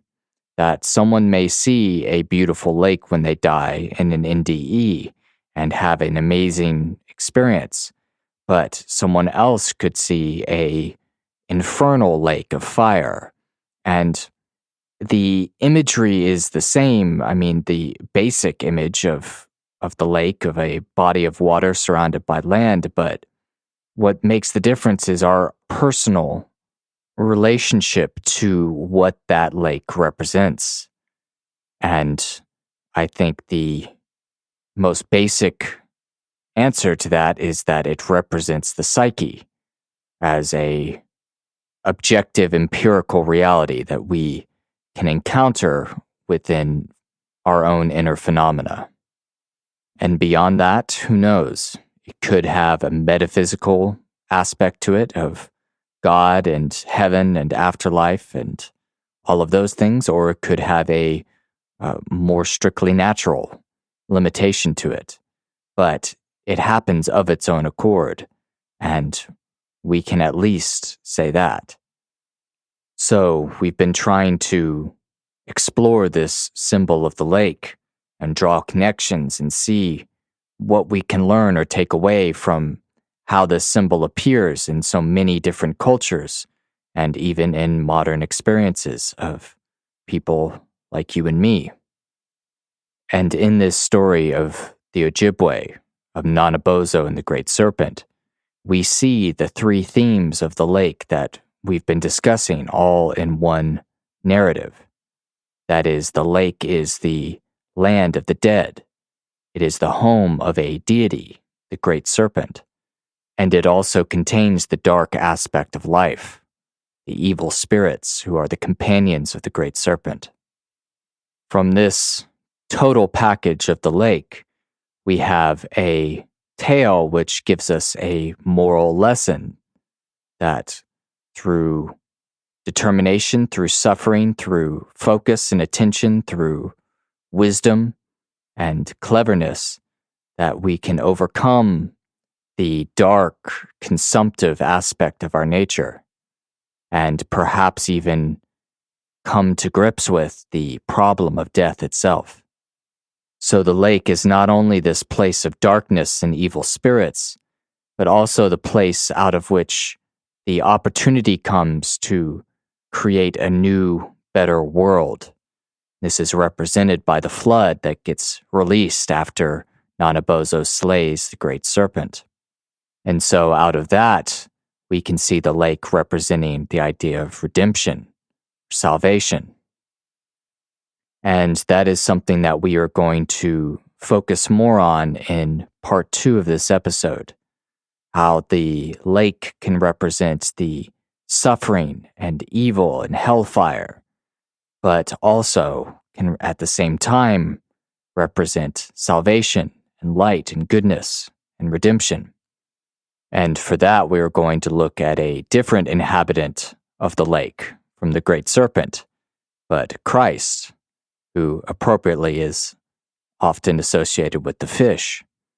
And one thing that absolutely blew me away when I was doing some research for this episode was learning that Christ performed all of his miracles around the Sea of Galilee, which in fact was not a sea, but actually a lake. And so in this next episode, I want to further explore this imagery and symbolism, especially in connection with such an amazing figure as Christ and what that could possibly mean. And then I also want to juxtapose whatever we find in that regard with the image of the lake of fire, which appears prominently in the book of Revelation at the end of the Bible, and also has some connection to Egyptian mythology. So with the following part of this episode, which will be forthcoming, I want to explore the lake's role in both salvation and damnation. We're also going to touch upon the ambiguous Lady of the Lake in the mythology of King Arthur and the Knights of the Round Table, and also going to touch on Pushkar Lake, which is a sacred lake of Brahma in Hinduism. In addition, we're also going to be reading some hellish near-death experiences of people who claim to have seen a lake of fire, and trying to make sense of that in connection with the beautiful paradisal lakes that we've seen in near-death experiences at the beginning of this episode. So those are some of the topics that we're going to be covering in the next part of this episode, and really fleshing out this idea of salvation and damnation and how they appear in connection with lake symbolism. And we've already seen a little bit of that at play in this Ojibwe story. We have the hero and the monster fighting against each other at the lake. And through that struggle, the hero, Nanabozo, defeats the great serpent and, by that action, redeems the world, creates a new order through the flood that is released. And I want to point out, as we plant these seeds for the following episode of the idea of damnation or salvation in association with the lake, that each of the components of this story of the Ojibwe is ambivalent, and we can find an exact opposite example of the same image in a different culture. So, for example, the great serpent is the monster that must be defeated, the dragon in a way. But we know that in many East Asian cultures, the dragon is not an enemy that has to be killed or slain, but is actually a source of wisdom and a helpful entity that can assist the protagonist. And Likewise, the hero himself of Nanabozo is a trickster figure who is the hero in this case, but he attains his victory through deception and trickery and cunning, by lying, essentially. He pretends to be a tree stump and hides from the great serpent. And so in some ways, he's a bit of an anti-hero, and tricksters can often take this role of having this ambiguous element to them, of having these darker sort of evil aspects, but that are used in the service of good. And so then ultimately we come to the lake itself. The lake in this story is also ambiguous in that it is the home of the evil spirits and the great serpent, but it also provides the opportunity to gain wisdom, to integrate the death of Nanabozo's cousin and flood to create a new world in the surrounding area. Notice too how the motif, the archetype of the great flood which remakes the world, in this case is not due to the sins of the individuals, but is rather a good thing that happens when one is able to defeat something within themselves. So even the motif we're so used to of the flood being used as punishment can also be used as reward in a way. So all of these ambiguities and opposites which are at play in this symbolism ultimately leads us to the difference between the lake of fire and the lake of paradise. I suspect that they're both the same image, but they're differentiated by the individual human relation to the factor which creates the images people experience, both in NDEs and in inner phenomena such as dreams or visions. That factor would be what Jung called the self, the totality of the psyche, which includes our consciousness, and is often indistinguishable from a God image. And in this case, the self is appearing as a lake, which can have a negative or positive connotation or manifestation. As we mentioned previously, the fact that it is a lake means that it's finite, that we can have a relation to it, that we as limited creatures can walk around the edge of the lake and be able to see it from all sides, and encircle it and make a connection with it in a way that would be more difficult in the form of the ocean, let's say, of an infinite sea, which is too big for us to walk around. With that said, though, it is still a natural symbol of the self. It is abstract. It's not embodied or in a human form, such as a personal deity or like Christ or Buddha. It doesn't have the ability to communicate in the human sphere, but the fact that it is curtailed in a lake means that it is more capable of human interaction than the infinite expanse of ocean. Indeed, from the examples that we've discussed so far, it is often a deity or spirit or figure within the lake that is able to make contact with the individual, at least in the mythology and religious ideas of people around the world. And despite all the different forms that this symbolism can manifest itself worldwide, the lake still has a coherent core of meaning as the land of the dead, or the place where the ancestors live, the home of the gods. We saw that in the case of the Zuni with the Kachinas, and in Lake Fundudzi of the Vinda people. We also saw the lake as the entrance to the underworld, in ideas surrounding the Lake of Venice in Italy.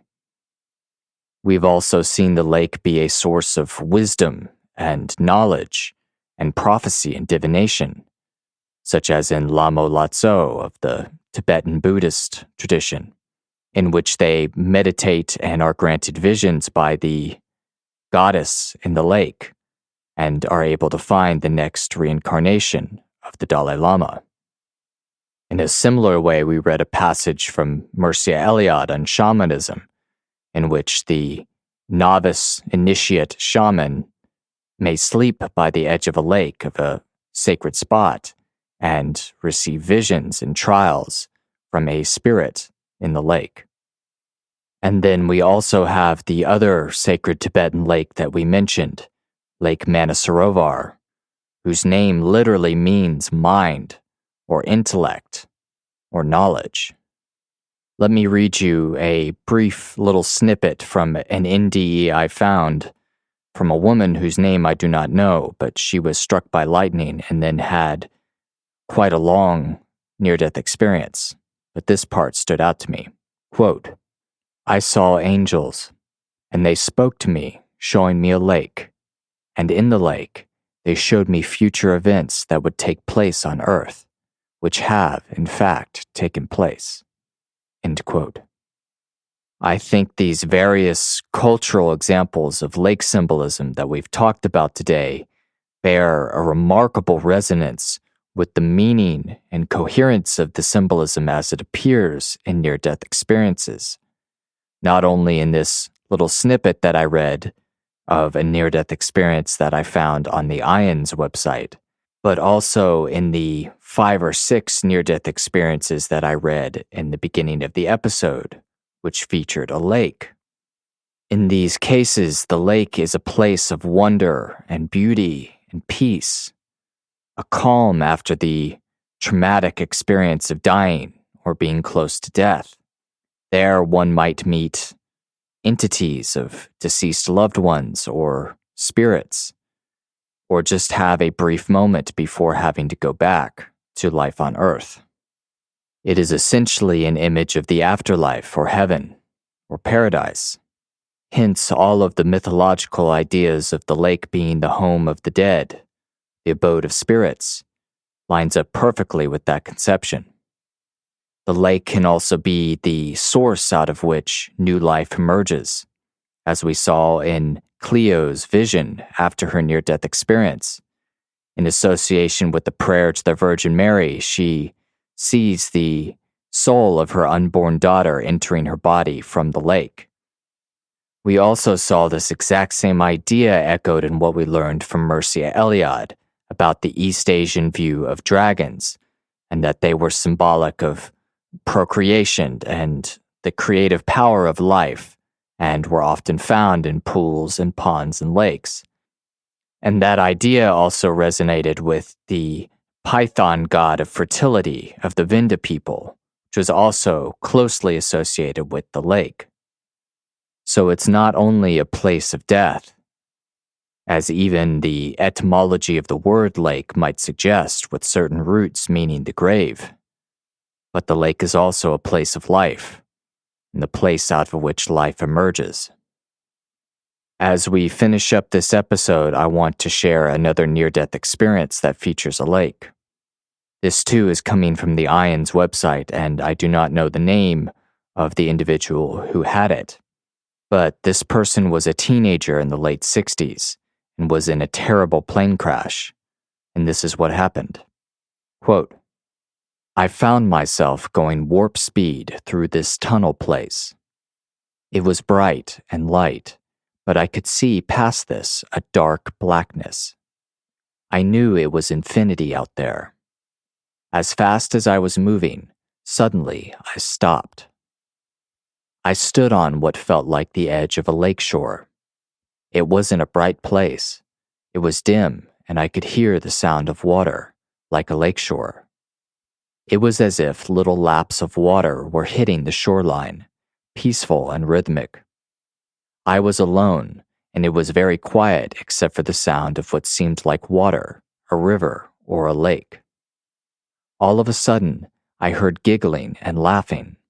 I looked up and across this lake, river, divide, or whatever, and saw these 3 spheres on my far left.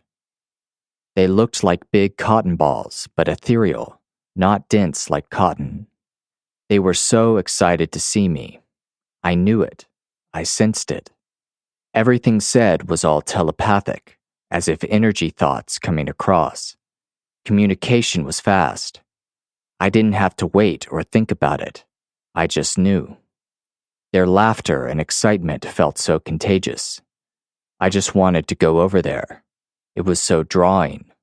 For example, when you're sitting at a restaurant and the table near you is having such a good time, laughing hysterically, you want to find out what's so funny and laugh too. I was ready to go over and find out what was so funny. They immediately stopped me and said, "No, we'll come to you." In the next immediate second, they were on my side. They just came in me, all three. They melded into me, and I realized how great communication is without words. Mouthing words is so slow. This is the last thing that happened. End quote. So there we have it. The lake is a boundary between this world and the next, and a place of merging, where again these spirits, these entities, become one with the individual who had that NDE. And it seems to be characterized by a sense of joy and contagious laughter. And I think that's probably the best place to end part 1 of this episode today. Thank you very much for listening to this first real exploration of what decoding death is. And I hope you found it meaningful or compelling or interesting, or at least got something of value out of it. Ultimately, the goal of this podcast is to better understand these symbols and images associated with death so that we can recognize them and integrate them whenever we encounter them within ourselves, and thus find our own answer to the question of life after death. I hope we at least made a little bit of progress towards that goal today, got our feet in the water, so to speak.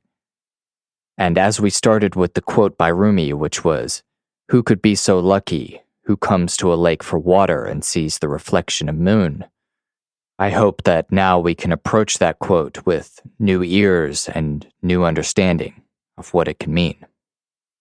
Here in the near future, we will continue to do so as we follow this with part 2 of this episode, in which we look at the relation of the lake to the ideas of salvation and damnation, and the question of when we die, whether we'll see a lake of bliss or a lake of fire.